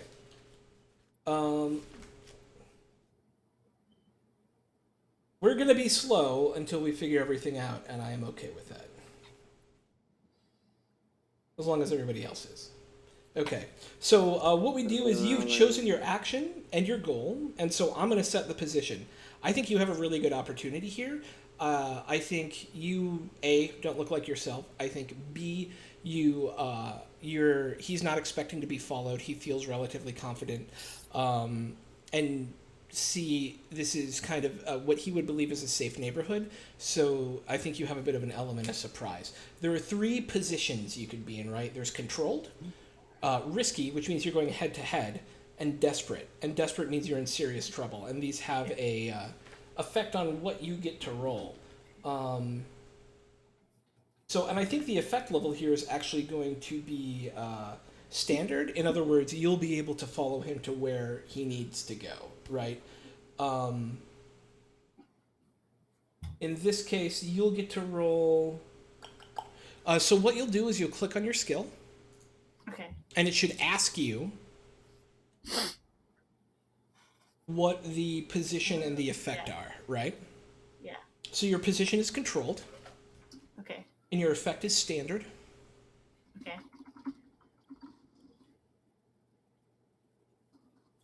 And you have I have bonus. You have 1 bonus die. Okay. Thanks to Songbird. All right, so you rolled a 4. That is an effect. You have succeeded, but with some effect. You know you've been seen. Okay. By the time he gets to his house, he knows he's being followed. He's not sure by who, but this does mean that as the score goes on, man, that does mean as the score goes on, they're going to be at a bit higher level of security. But you do know where this guy lives now. Okay. And somebody wanted to interact with him once he got to his house. Yep. So I would. And the first thing I would like to do, Sean, is I would like to study the house and neighborhood to see if I can improve my position when I come to talk to him. I'm basically looking for leverage points. That's the outcome. Looking for anything I can use, either to ingratiate myself to him or to hold over him. So if it looks like, he isn't, I don't know, anything I can determine about him or his lifestyle. I'm going to call this risky. Because it's already been, I'm going to call this roll a risky roll because he already knows, he feels like somebody's following it. But I will say it's still a standard effect. Okay. I'm going to make a deal with the devil. Okay. Devil's bargain. I want to try it out. Already coming out with the big guns. I don't know how it works. I just want to see what happens. That's all. Yeah. Oh my Can god. we do that? Yeah, we can absolutely do You're gonna that. screw us over in the first session. I'm not screwing anyone over. We're making this happen. Yeah. So, the devil's bargain is this. Let me read. And I can either do the devil's bargain or take the stress, right? And it's 2 stress for a bonus die. Is that right? Yes. Okay, I'm gonna do the devil's bargain. Okay. I'm just reading the rule for it real quick. The devil's bargain. Making me nervous already, man. All right. So you make the deal, pay the price, and get the bonus die. All right. So the devil's bargain is going to occur regardless of the outcome of the roll. So interestingly, he was not the only person who noticed Crowley following him. You realize, here's what's going to happen. You're going to get the extra bonus die, but I'm going to start a new clock. And that new clock is, and I'll tell you guys about clocks in just a second. Let me get to the crew sheet. That new clock is going to be the Silent Blades Notice Us. Because as you're doing this, as you guys are kind of doing this little operation, it takes you into Silent Blade territory. And in doing so, you have gone from completely unknown to possibly impinging upon their turf. Okay. Cool. All right, so I'm taking that bonus die. I'm rolling 3 dice for my survey check. Yep. Uh-oh. All right. That's not fantastic. That's really not very good. No, but you can resist it. I told you. I will resist. Okay. So study is a Insight? an insight. So you get to roll what, 1d6? What's your highest insight? What's your highest insight skill? Do you take the highest or do you take the total of the ones on the left? I think you take the total of the left column. Wasn't that Oh, is it you take the total of the left column? I think that's why there's that line there. Okay. I think. I think you're right. We'll go with that for now, and then we'll Having clarify not it later. played, I don't know, but I think I remember that was why that line was like that. So I don't really know. So how does resist work again? So you will roll those this, dice. and then I take 6 stress minus the roll, the best roll I got. Minus the best roll you get, yeah. All right. Oh, there's some halfway. Okay, so you're going to take 1 stress. And so as you come up to approach him, and you're going to tell me how this changes, right? As you come up to approach him, 2 other guards start to come, 2 other people who look like they're his buddies, and probably also big, bulky guard bruiser guys, come walking from either direction, as you realize that he has some sort of device in his hand that he has been clicking as he walked to his house. And he turns around and looks at you. And he goes, "Why are you following me?" Okay, so how exactly does resist work? I can change part of that narrative? Yeah, you can change that narrative. At the moment, you're in immediate physical harm, as this guy has called reinforcements. Am I anywhere near that? Would you be anywhere near I this? thought I was going with them. If you're going with them, yeah, how would you set yourself up in this situation? I probably would have found a nearby, like, since I'm a sharpshooter, I probably would have found, like, a nearby rooftop and probably would have just watched unseen just to make sure that, like, if stuff does go wrong, that I can pick these guys off. Okay. And that's how I'll resist it. I'll kind of put a finger up towards two of the dudes approaching me, and I'll look at him and be like, "Don't do anything hasty. I've got 3 sharpshooters trained on this location right now. I'm not here to hurt you. I just want some information from you, and I'm sure we can find a way to make it mutually beneficial. Call off your dogs."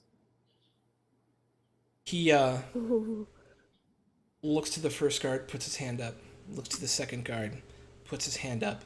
They both walk down to the end of to the corners of the block.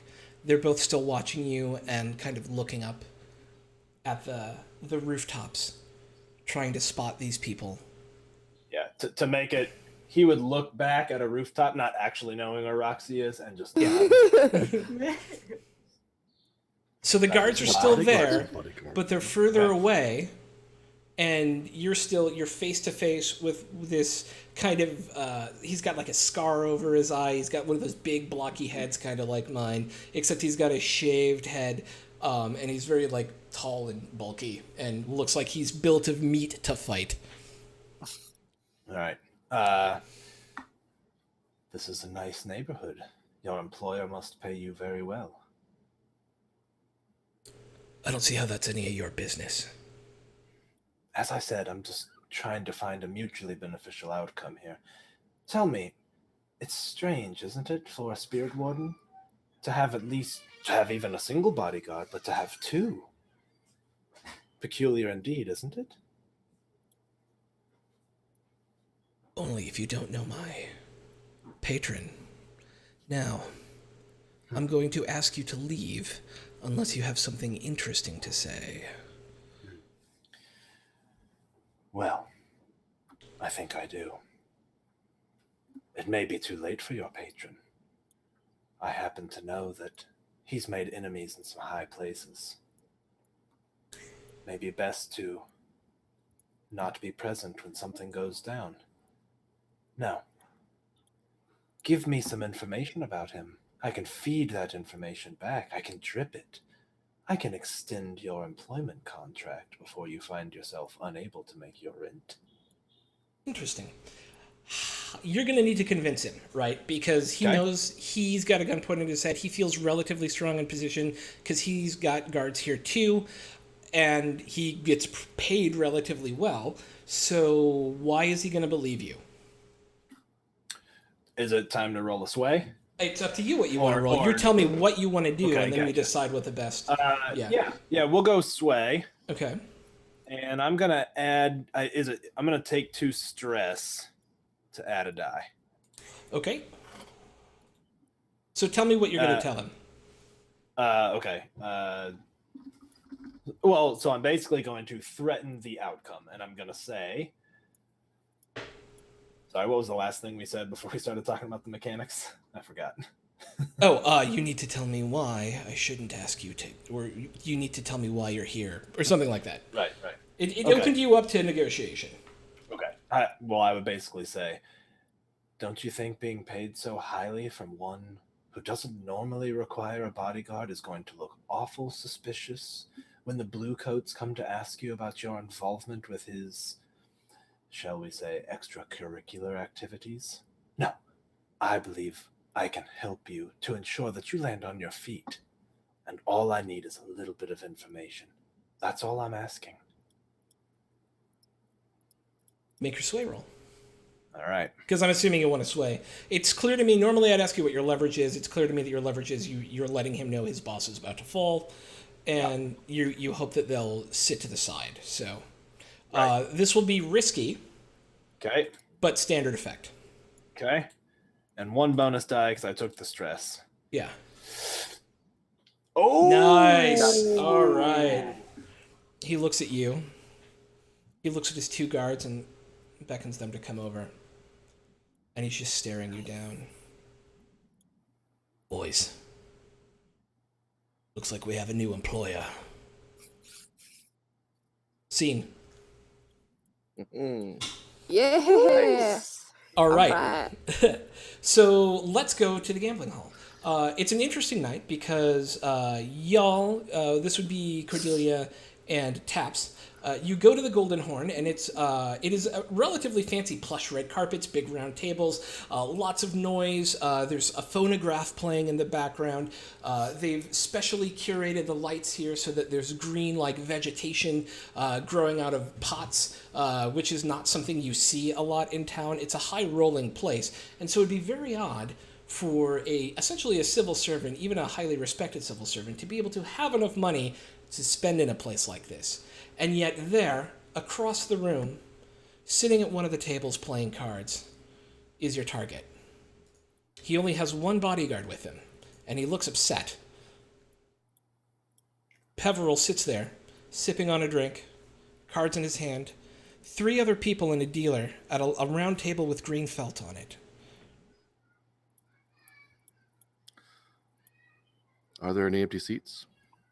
There is 1 open seat at that table. I'm going to sit at that seat and buy in to the game. Okay. Cordelia's gonna kind of sidle up to Pavarol and smile and just kind of stand near him. He'll look up at you at first. And he's got kind of this sour look on his face. He has a very, drawn-out face. It's kind of sallow looking. He's not ugly, but he's got kind of, hawkish, sunken features with this thin black hair that's kind of pulled off into in a ponytail in the back. He's wearing this, rich green velvet top coat with this gold piping on it and brass buttons. And on his pants are, black velvet pants with, high, heavily polished knee boots. This is not Spirit Warden attire. He's got a lot of money going on with him somehow.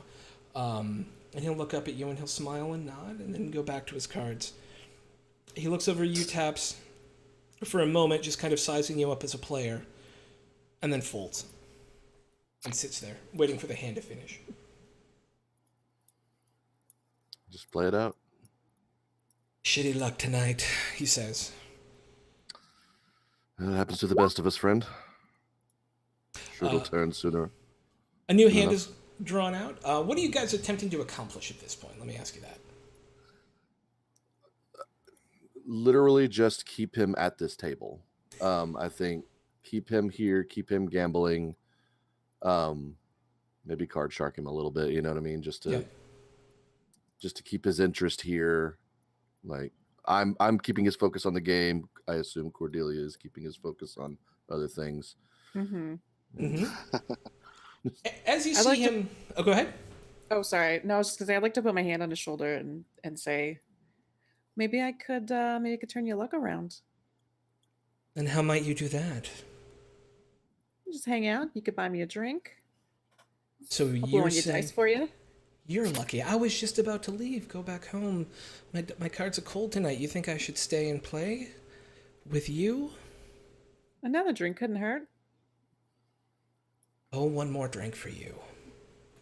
And I'd like to see how you play cards. I'm actually gonna make the engagement roll now to see how the rest of this is set up.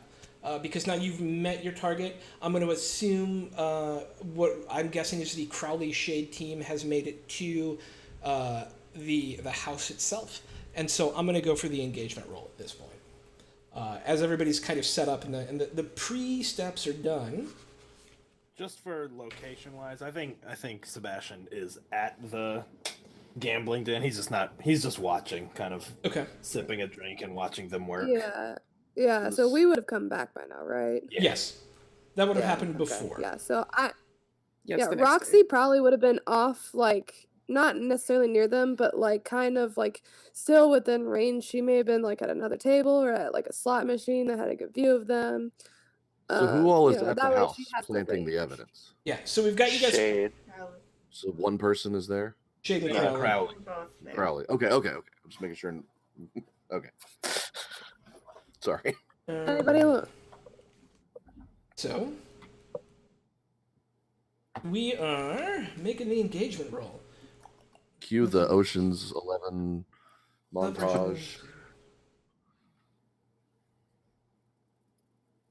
So I'm going to give you guys, you start with 1D for luck, 1D for bold or daring. I think you guys were pretty bold so far, so I'm going to give you 2 dice. You are hitting them in a weakness because you've been able to remove their... you've been able to remove their, what is it? Bodyguard. They remove their bodyguards. You did get insight from contacts, and so that's 4 dice.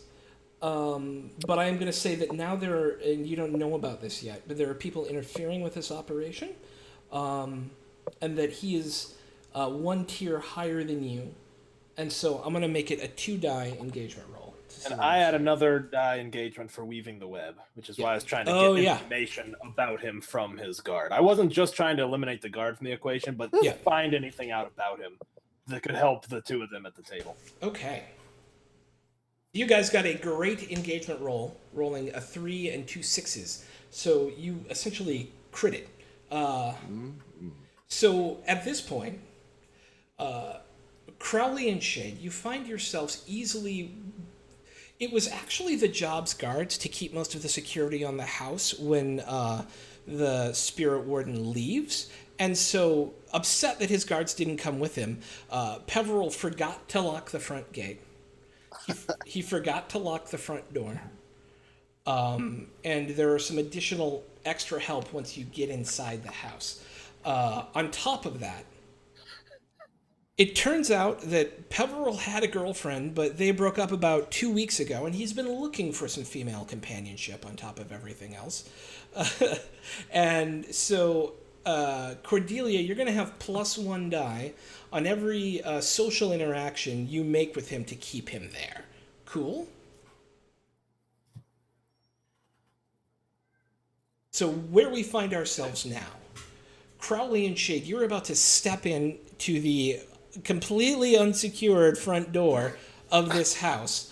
Leave my door open. It's okay. Nobody's gonna try and break into my house. Cordelia, he's got his cards in one hand and his hand on the back of your knee, having made a connection with you that you weren't expecting to happen so quickly. Having done some of the gambling hall stuff, we're going to go straight to Crowley and Shade. You guys find yourself in this house, 3 spirit bottles in hand. How do you guys want to approach figuring out where to put this stuff, getting out, all that sort of good stuff? Well, Check for Shade's traps. really kind of unnerved at how easy it was to get in and is kind of like, holy shit, this just all seems wrong now. So yeah, the first thing he's gonna do is would it be survey or study? I guess it'd be survey. Well, it would be you tell me what you want to do, and then we pick the appropriate skill. Okay. Yeah, So we choose the fiction and then how the, yeah. Okay, so in the back of his mind, he's keeping a lookout for some sort of traps or security system that that's probably going to be there because the door was unlocked. And then while he's doing that, he's also trying to find a good, not necessarily hiding location, but something that's not easily noticeable, but looks normal. So like he wants to incorporate the vials into something that's already there so that it doesn't look out of place. Okay. Yeah, that would be, I think that's study. What do you guys think? I think you're looking for specific details. Okay. Yeah. So then how does this work? All right, so you'll click on the skill, and I'm going to start you at a controlled state, being that you guys credit on this. I mean, you can double-sixed it. So you'll be controlled, but it will be standard effect. So you will click controlled, standard, roll study. Study, position controlled. Yep.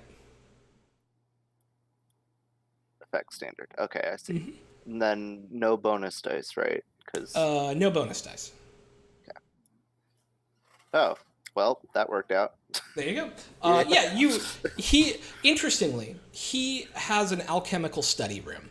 And in this room, there are a number of jars and tinctures and all sorts of other pieces that kind of allow him to brew different things. And placing the bottles in there is not in any way difficult for you because it actually, they just blend in. They look like other bottles that would be in here. And so it's kind of a perfect place to set these things down.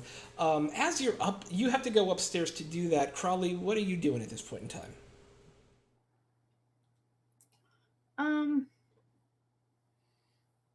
I mean, I guess I'm not exactly sure. Okay, so you're in the house with your friend who's kind of the like the sneaky thiefy one, right? He's gone upstairs to plant the evidence. How would you support that? What would you, as the partner in crime for that, what would you do to support it? I mean, I feel like I would mostly just try to assist him in doing that. But otherwise, I would want to help keep a lookout to make sure nobody's coming. Yeah. So as you're keeping a lookout, you notice coming down the street two women dressed in maids' costumes. They haven't noticed you yet, and they haven't noticed that you're in this house. But they turn the door. They turn the corner into the front wrought iron 4 foot of courtyard space. And it looks like they're going to be entering. Sorry, they're maids' uniforms. I don't know why I said costumes. Leave me alone. So you see two maids rounding the corner, open the gate, and look like they're about to enter the house. I'm not sure if I You're about to be I made. I think that I would like to go down and just see if I'll actually tell them that there was lead them to another. So they're maids of just this. Does he live in a complex or something? So it's like a bunch of row houses, right? It's a bunch of houses built next to each other, and it looks like they're coming in to service the house today. Okay, so Yeah. I'll just come down and be like, there's not it doesn't look like we need any cleaning today. Excuse me, miss. I don't know you. What do you mean? This is the day we're supposed to come and do this. Or mister. I'm sorry, you're mister. Excuse me, mister. I don't think I know you. This is the day we're supposed to come clean the house. Yes, there must have been a misunderstanding, of course. That was actually we needed to reschedule this. We're actually having a really important meeting, so you'll have to come back another time. Okay, so you were attempting to convince them to go away, essentially, right? Mm. What do you think the best skill for that would be? I guess sway, or yeah, sway. Sway? Sway? Sway. So, quick question out of character. We Yeah. have for our crew it's the synchronized feat, Yes. but that's just for group action, right? Would this be considered a group action since it's those two? They're Like doing how two would- different things right now. Two different things? Yeah, Okay. I need to read more into the group actions. I know it's going to be useful, and there's going to be times when you need it, but Right. right now, yeah. Okay. Because Yeah. I wasn't sure. Yeah, okay. Okay. So yeah, sway would be good. Where is it? Consort. Yeah. So what? How many dice do you have in sway? 2. All right. So you're in a desperate position, because they expect this to happen today. Didn't get it. You're in a risky. Not. Hang on. Let me make sure I get this right. It's controlled, desperate, risky. Yeah. So, or controlled, risky, desperate. So you were in a desperate position because you guys didn't expect them to be here. It wasn't on the log. This is the one thing that was unaccounted for. But if you're able to convince them, I'd still give you standard effect. So what Could you I- do? Oh, go ahead. Could I also use my cloak and dagger special ability because it's for misdirection? Yeah. Can you tell me what that ability does?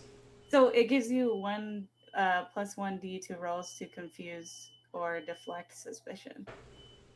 Yeah, so you're going to add an extra bonus die to this. Okay.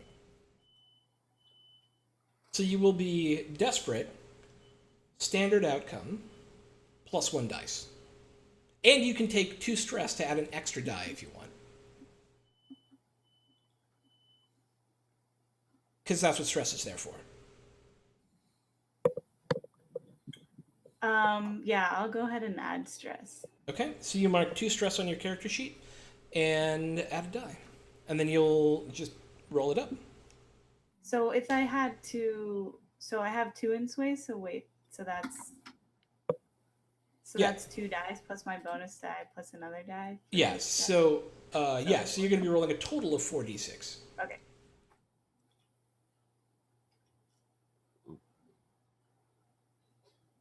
Oh wow! Crap. But That's I'm gonna I mean, yeah. Yeah, they're like, oh, yes, of Oh my course. God. I'm so sorry for bothering you today, miss. So you got a 1, a 5, a 5, a 5, a 6, and a 5. You swayed the crap out of them. So the 5s are all limited effect, but the 6 is you did it. Okay. And it was successful. And they go, okay, when would you like us to come back? You can come back tomorrow. After in the morning. Excellent. We will do so. Thank you, Mr. What's your name? Crowley. Thank you, Mr. Crowley. And they turn around and walk off. Shade, you have a few moments alone in this house that is far too well appointed for someone of his income. Is there anything you want to do while you're in here? Yeah, I'd love to find something that I could liberate from his damning influence. Absolutely. Let me just cleanse your spirit Well, a little. Dang. All right then. Excellent. I love crime. All right. Okay, so you're going to be looking around. I feel like there's a role here to be able to find stuff. It's not supposed to. The book tells me I'm not allowed to tell you what to roll. Oh, okay. You have to choose the action and then what you roll. Okay, so I'm currently in like an alchemist area, Yes. like workshop. What do I care about? I don't care about that. I'm gonna go in the main bedroom Okay. and see if there's any like jewels or anything. So I'm gonna briefly case the joint, I guess, which I would consider to be survey because I'm gathering information about opportunities. Yeah, I love it. So, and then I'm still a little iffy about. So I decide whether I want to push myself. You decide if you want to push yourself. Yes. Right. Or I can give you a devil's bargain. Right. Either one can work. But before we do that, I set the position and the effect. I'm going to call the Okay. position controlled because you're all by yourself in this house and have a little bit of extra time. Okay. And you got super help from Crowley, who was able to shoo away the maids. Right. And then I'm going to call your effect standard because you've never been here before. And so you're just kind of looking around. Okay. So I think I would like to push myself just because that sounds like a good. It'll help me. So I click survey. Yep. I click controlled. Controlled. I click effect was standard, right? Yep.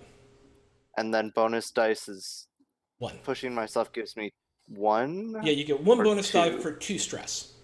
1 bonus die for 2 stress. Okay. And you can only do it once. Right. Okay. Well, that was terrible. Yeah. So you realize as you're in here that he's gonna know that you were here. As you look up in the corner, you see this web of spirit, crystal, and etheric energy, right? That appears to be, as you move around the room, it appears to kind of be following you. And you didn't notice it when you first came in. And Right. so you've been made. Gotcha. Yeah. Okay, in that case, I will leave the room. Or wait. Oh, and I'm going to give you 2 heat for the crew. So you're going to put 2 heat on the crew sheet for that. Can I use my special ability for this, which is resisting a consequence from detection or security measures? You may. Okay, so that causes Awesome. me to expend my special armor, Yes.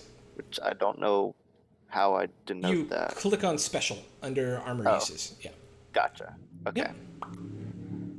So that resists a consequence from detection. It or does. security measures. Does it So, give you a okay. I would imagine. Does it give you a resistance roll? I don't. It doesn't. Let me take a look at say your that. character sheet real quick. Okay. Shade. Learning all the things. You may expend your special armor. No, just to resist from detection or security message. Yeah, I like it. Okay, yeah. So rewrite for me then. You're walking in and you notice this thing. Rewrite how that works. Yeah. So I'm looking around. I'm trying to find shiny things, and then I notice a big shiny thing above my head that some part of me or another realizes what it is, and I don't really know how special abilities work, but so I guess I realize what it is, and I cloak myself further in shadows to make sure that it doesn't actually see me, and then I immediately turn around and leave the room. Okay. Having lost your ability to steal any awesome stuff here, both you and Shade, or you and Crowley, make your way out. Let's cut back to the rest of the team for the last bit of this. Cordelia, his cards are not going great, and he's kind of rubbing up against you more and more as that happened, until one point, earlier than you were hoping, he starts to kind of get up to leave. And he looks at his one guard who's with him, and he starts to motion him to get out. We keep losing you. Is it just me? No. I we're keep losing. putting out. Oh, goddamn Yeah, it. he's All right. pretty We're only choppy. catching part of that throat. Okay, can you hear me now? Yeah. Yes. It's not that. It's like you're It's, freezing. it's Connection. yeah. It's like Oh, no. Okay. So let me try that again. You guys are sitting at the gambling table with the spirit warden, whose name I keep blanking on, with the spirit warden Peveril. And he keeps losing and losing and losing and getting more and more frustrated. About an hour I do want to before... say that I definitely, my intention was to try to guide the game to where he'd win a couple so that he would keep his interest. Okay. Kind of my intention. Yeah, that was our goal, was to keep him here just as long as possible. So And that's why getting he him was some into wins. the game. Okay. I'm going to make a fortune roll, and that will throw it up to you, and I'm going to call it a 3d6 fortune roll to see kind of how the dice go for him. So this is going to impact or how the cards go for him. So this roll will impact how well he's been playing tonight, given your guys's, because there's not really a skill, I think, that, unless you guys have one, you think, that would influence that? The dice. I would the say cards. I say I have two in survey, and I would say maybe that surveying a situation to understand what's going on. So I'd kind of understand that he's I don't not. know if I'd be able to help because I'm not actually like right up there. So I think Cordelia might be able to. I don't know if she has any skills to do this, but be able to kind of wink or something at me to give me some kind of signal where I can like throw a hand Can to attune him. to the ghost field if there's anything nearby. Ooh. Mm-hmm. Tell me about that. Well, I could. Let's see. Is there any way that I could like tap into something nearby that could signal to taps? Like, I don't know. Instead of me doing the signaling, When which to might be fold too him, when to obvious. fold him. Yeah, exactly. The long way Yeah. around, yeah. I like it. Is there any way that I could get a spirit to like, I don't know, notify taps somehow? I love it. Yes. All Yes. right. So you would need to attune for that, absolutely. And so what you're doing is essentially reaching out. It's always risky for me. You're almost never going to be in a control situation. So we'll start the roll risky, but it will have a standard effect. Okay, so no bonus dice. Unless you choose to push yourself. Oh, I should have probably. Well, you get a bit of an effect, right? Like, so you get an effect with a complication, which is good, because that makes for a more interesting story. Cool. Hi. Oh boy. How can I help you, Cordelia? As you feel this ghostly presence kind of wrap itself around your body. Hey, That's ghost so of creepy. my dead horror friend. How's it going? What do you need? Hey, yeah. I was just wondering. Yeah. My friend over here, Taps, the gentleman, he needs a little bit of help with swindling this piece of shit right here. Can you help me out? What do I get out of it? What do you want? Ooh. I want you to let me watch the next time. The next time I'm working, you mean? Yeah. All right, fine. You do this for me, you can watch whatever you want, but I don't want to know you're there, okay? Oh, you'll feel my presence. And you feel him slip off of you. And This you, is you just kind really of see this. More important. Yeah. You kind of, The for a look he moment. was giving. you kind of see this this wisp of ectoplasmic energy, and you feel a tap on your shoulder taps. Cordelia said I had to help you. So I'm going to help you. Okay. Okay. She'll let me know when the cards are bad, so you should fold. Okay.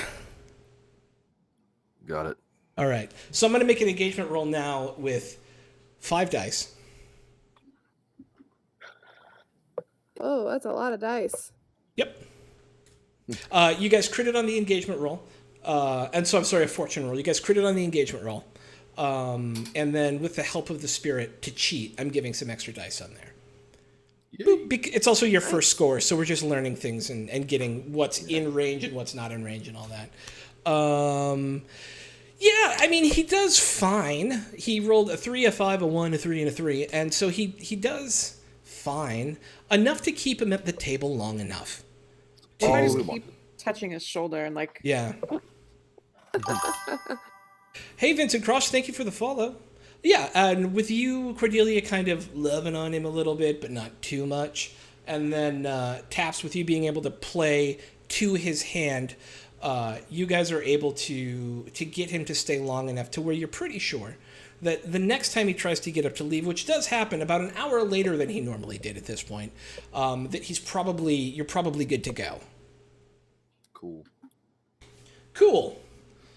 Did I And win with- any money? I'm going to ask you to make me a fortune roll with 3d6. How do I do that? Just roll Just fortune. slash off you. roll 3d6. Yeah. Oh, is there a fortune button somewhere? On the right side of your character sheet, down below the dangerous friends, there's a That's roll. convenient. there's a little button for Oh, roll look for at color. that. Okay, look at that. All right. I'll be Yeah. using that from now on. Sweet. Click, and you said Wait, 3. where is that? Yeah, 3. Oh yeah, sweet. That's Uh, very convenient. Input value, notes, nothing. 3 dice, that's it, yeah. Okay. A 5, a 3, and a 4. You get 1 coin. And 1 coin is a sum of money, right? It is not Oh, okay. coin is an Abstract. it is an abstraction of money. Do I- Yeah. Okay. Oh, I don't Ah, click okay. that here. I Yeah. click that. Can I not have any more than 4 coin at a time? You cannot carry on you more than 4 coin at a time. Then there's a stash below. Yeah, then you can hold more in a stash and in your team's vault and stuff like that. So Do we have any starting money. coin? you spent That's it. Well, Yeah. we spent the the crew. the cruise coin, right? Because there's Yes. crew coin and then individual coin. Yeah, I don't think you start with any, but I can look it up after game tonight to make sure and give you I whatever you wasn't need. Told that we were starting with Yeah, any, I don't so think you. know. Yeah, I think you start just low man on the pole, end of the human centipede, as it were. Ugh. Nutrient rich. Which end would you want to be on? Okay, and all right, and we're gonna wrap up here. We're gonna end the scene like this. Peveril stands up to walk out, and you all make it back to the lair that night. Feeling like you have a job well done. Cordelia a little creeped out. I would imagine Roxy a little bummed out. She didn't get to pull the trigger. But Taps won some coin. You've possibly got some new allies and a few bodyguards. And everybody just played their roles relatively effectively. And so you feel like for this first time coming together, you've gelled relatively well. In the newspaper the next morning, you read of an unnamed spirit warden who has been arrested on suspicion of spirit trafficking. Knowing that the job has been done and that your part of it went well, a package arrives on your door the day after, and the crew now has 2 additional coin. And you may increase your reputation with the Blue Coats by 1, taking some of the heat off of you. Due to everything that kind of happened in terms of nearly getting in a fight out on the street, having to talk out the what are they called? Having to talk out the maids. We're going to add an additional 2 heat for a total of 4 heat gained during this run. So people are starting to take notice of you, but you can use downtime action, which we'll go into at the start of next game, is where we'll start exploring downtime, because we're over and we have another game starting at 5. But the last thing we're going to do is talk about experience points. So, everybody gets experience based off what it says on your character sheet. And I'm going to look that up myself as we go. Does it say that anywhere on our experience? Yes, down on at the your bottom. yeah. Mark XP playbook advancement. Yep. Okay. So if you had to make a resistance roll, an actual roll, so Shade, that doesn't count for yours, you just triggered an ability, you get 1 XP in whatever you made the resistance roll in. All right, so I made a resolve resistance roll. Yep. And then we take a look at each of your characters and answer some questions. So let's go around the horn. We'll start with the crew. We'll do that first. So at the end of each session, for each item below, mark 1 XP. Did you, as a team, execute a successful espionage, sabotage, or theft operation? Yes. Yes. Yes. Did you... Where do we mark that at? You will mark Bottom of the crew sheet. Yeah. Did you, as a crew, contend with challenges above your current station? He was a higher tier than we were. Yes. He was a higher tier than you, so yes, I would say Is that. that what that means? Yes, I would go with that. Okay. Did you, as a crew, bolster your crew's reputation or develop a new one? Yes. Yes. Yes. With the blue coats. With the blue coats, indeed. And then the last one was, did you express the goals, drives, inner conflict, or essential nature of the crew? I'm starting at no and would feel the need to be convinced. Because that one would be hard to argue. I mean, Yeah. I think this was more of like a warm-up kind of Yeah. yeah. Yeah, thing. I This don't. wasn't really what we want to be doing. No. All right. So. For our 3 whisper. XP for our crew. 3 XP for the crew. For Sweet. Miss Cordelia, our whisper. Did you address a challenge with knowledge or arcane power? Yes. Yep. Yes. Yes. Did you do it multiple times? No. Did you express your belief, drive, or heritage or background? Yeah. Yes. So I think yes on that as well.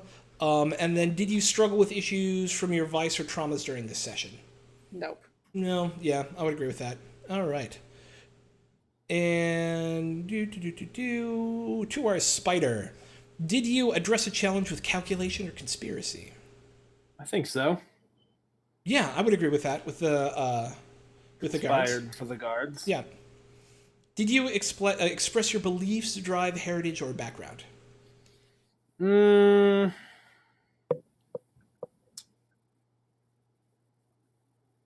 that I can think of necessarily. Okay. I mean, I think he background's noble, beliefs haven't really been established.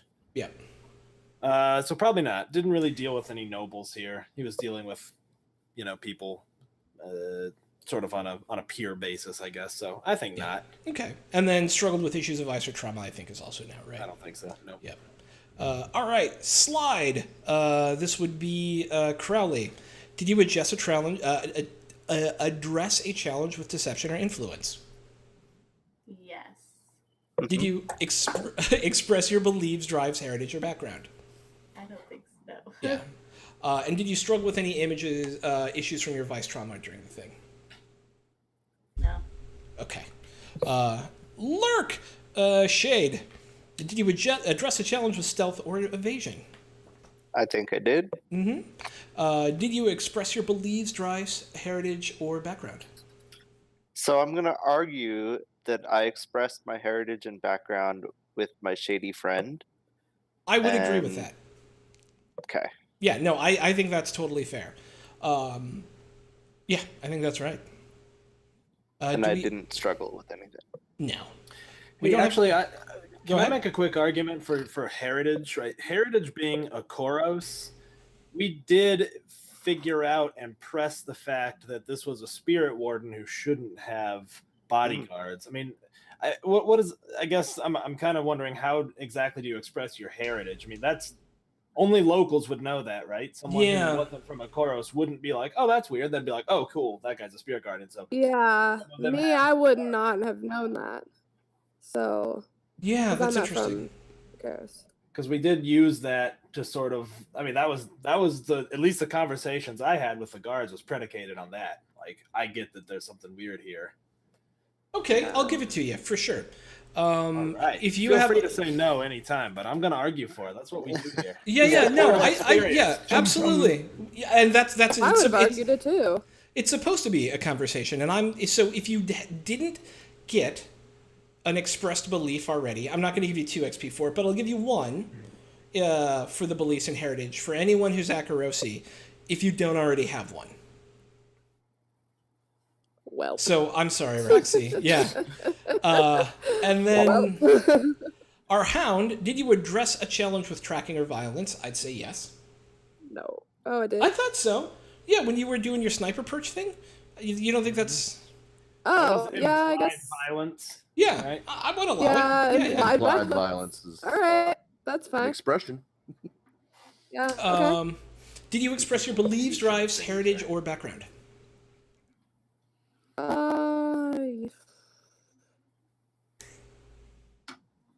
I don't know. I don't think so. Okay.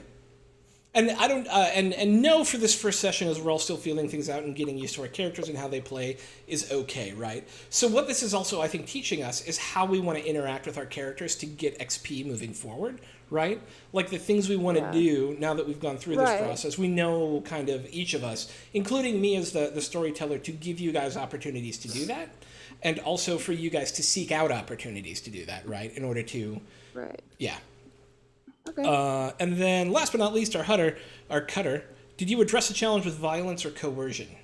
I did not get the chance to. Did not get the chance today, but you did express your beliefs, drive, or heritage. I did. And did you struggle with issues of your vice or trauma? Well, a question about that with the heritage. We're talking about just getting that 1 point for being Akarosi or whatever, right? Yeah, if you can give me, I would like to say Mhm. that I would also possibly express my background as belonging in a gambling establishment, as being from a noble family. I would fit in there, and perhaps that's an expression of my background. Is that no one would like you specific, and because you specifically said that this guy does not look like he belongs. Yeah.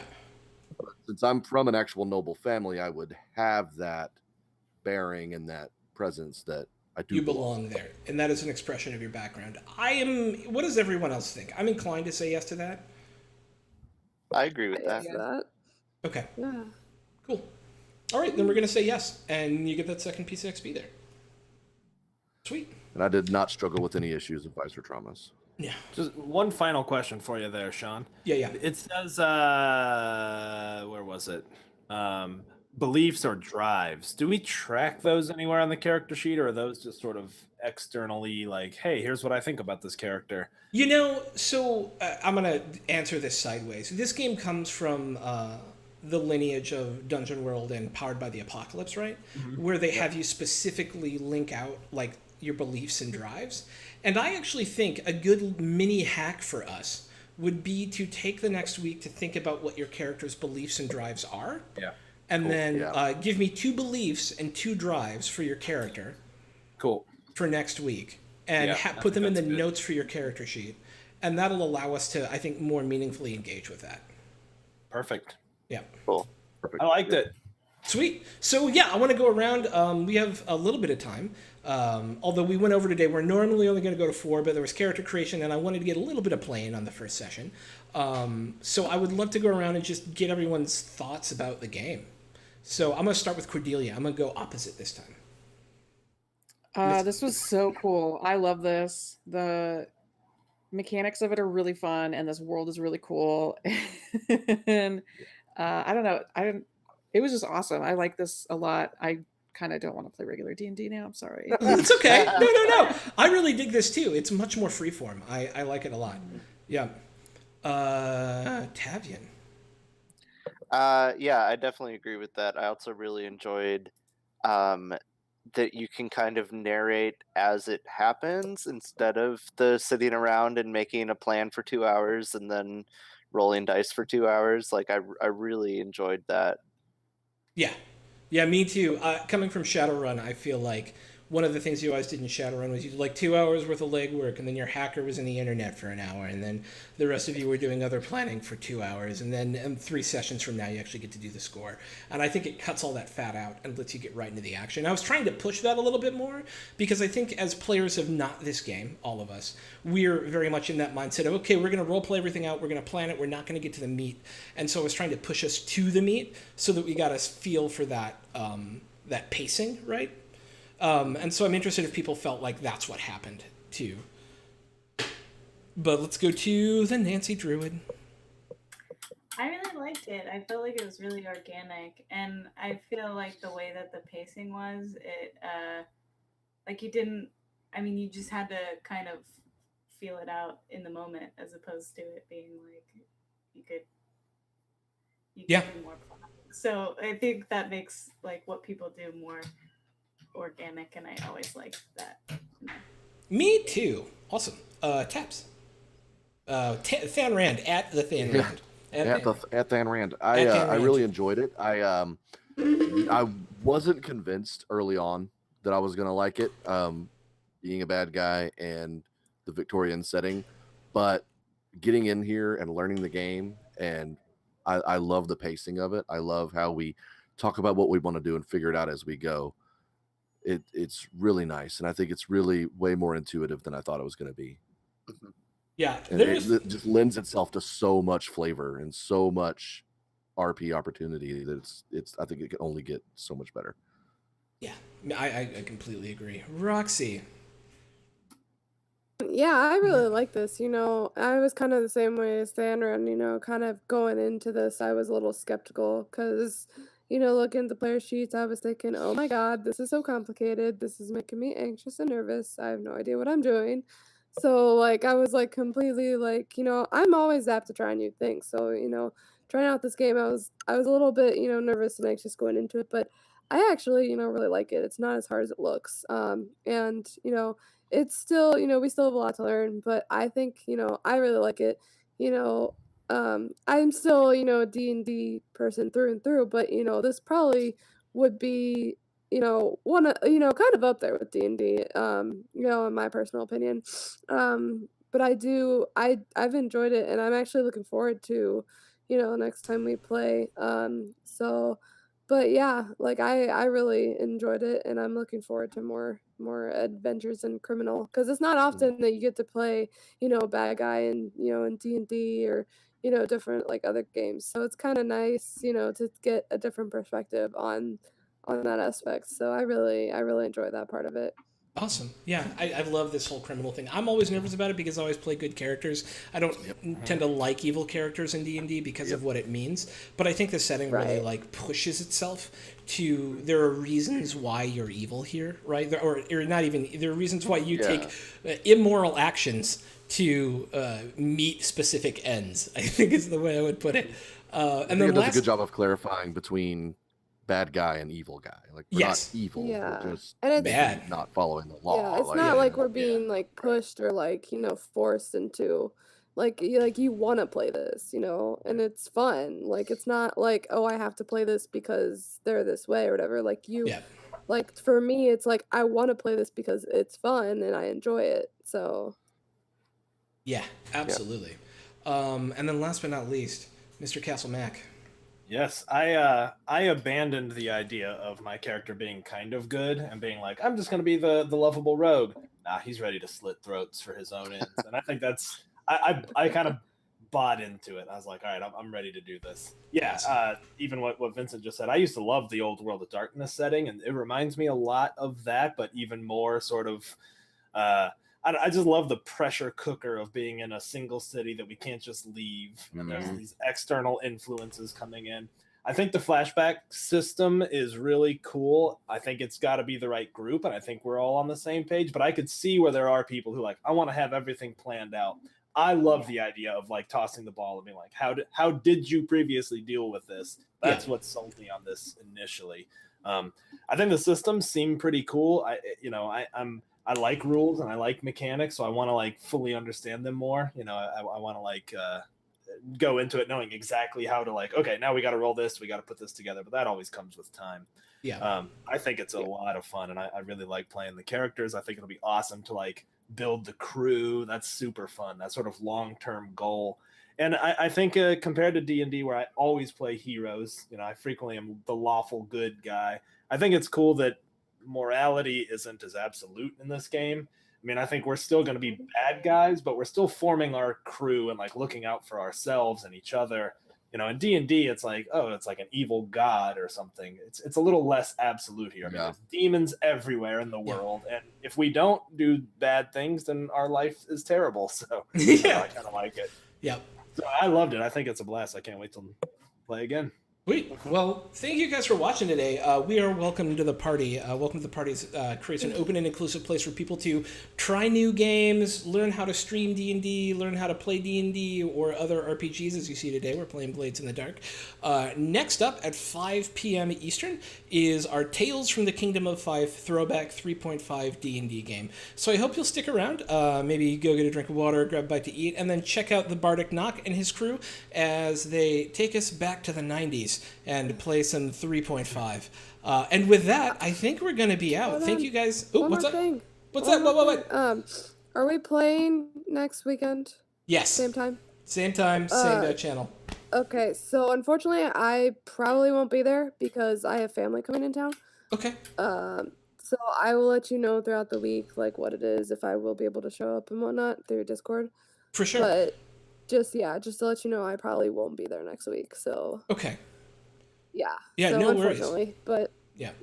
So I trust that you will keep Roxy live. We will, yeah. So what's going to happen with 6 people is we're going to have people fade in and out because I know people can't be here every week. And because scores are kind of episodic and we'll probably be able to knock at least one out per game, or per game session, we're just going to have people kind of fade into the background for one, like they're off doing their own personal shit, and then come back in for the next score and stuff like that, yeah. Okay, that's fine. Yeah, after that I should be good, but next week's gonna be pretty busy for me. So sweet. All right, guys, stick around. 15 minutes. We're gonna have Tales from the Kingdom of Five, some classic old school D&D. Thank you all so much for watching. We love you madly, and we will see you next week. But the channel will see you in 20 minutes.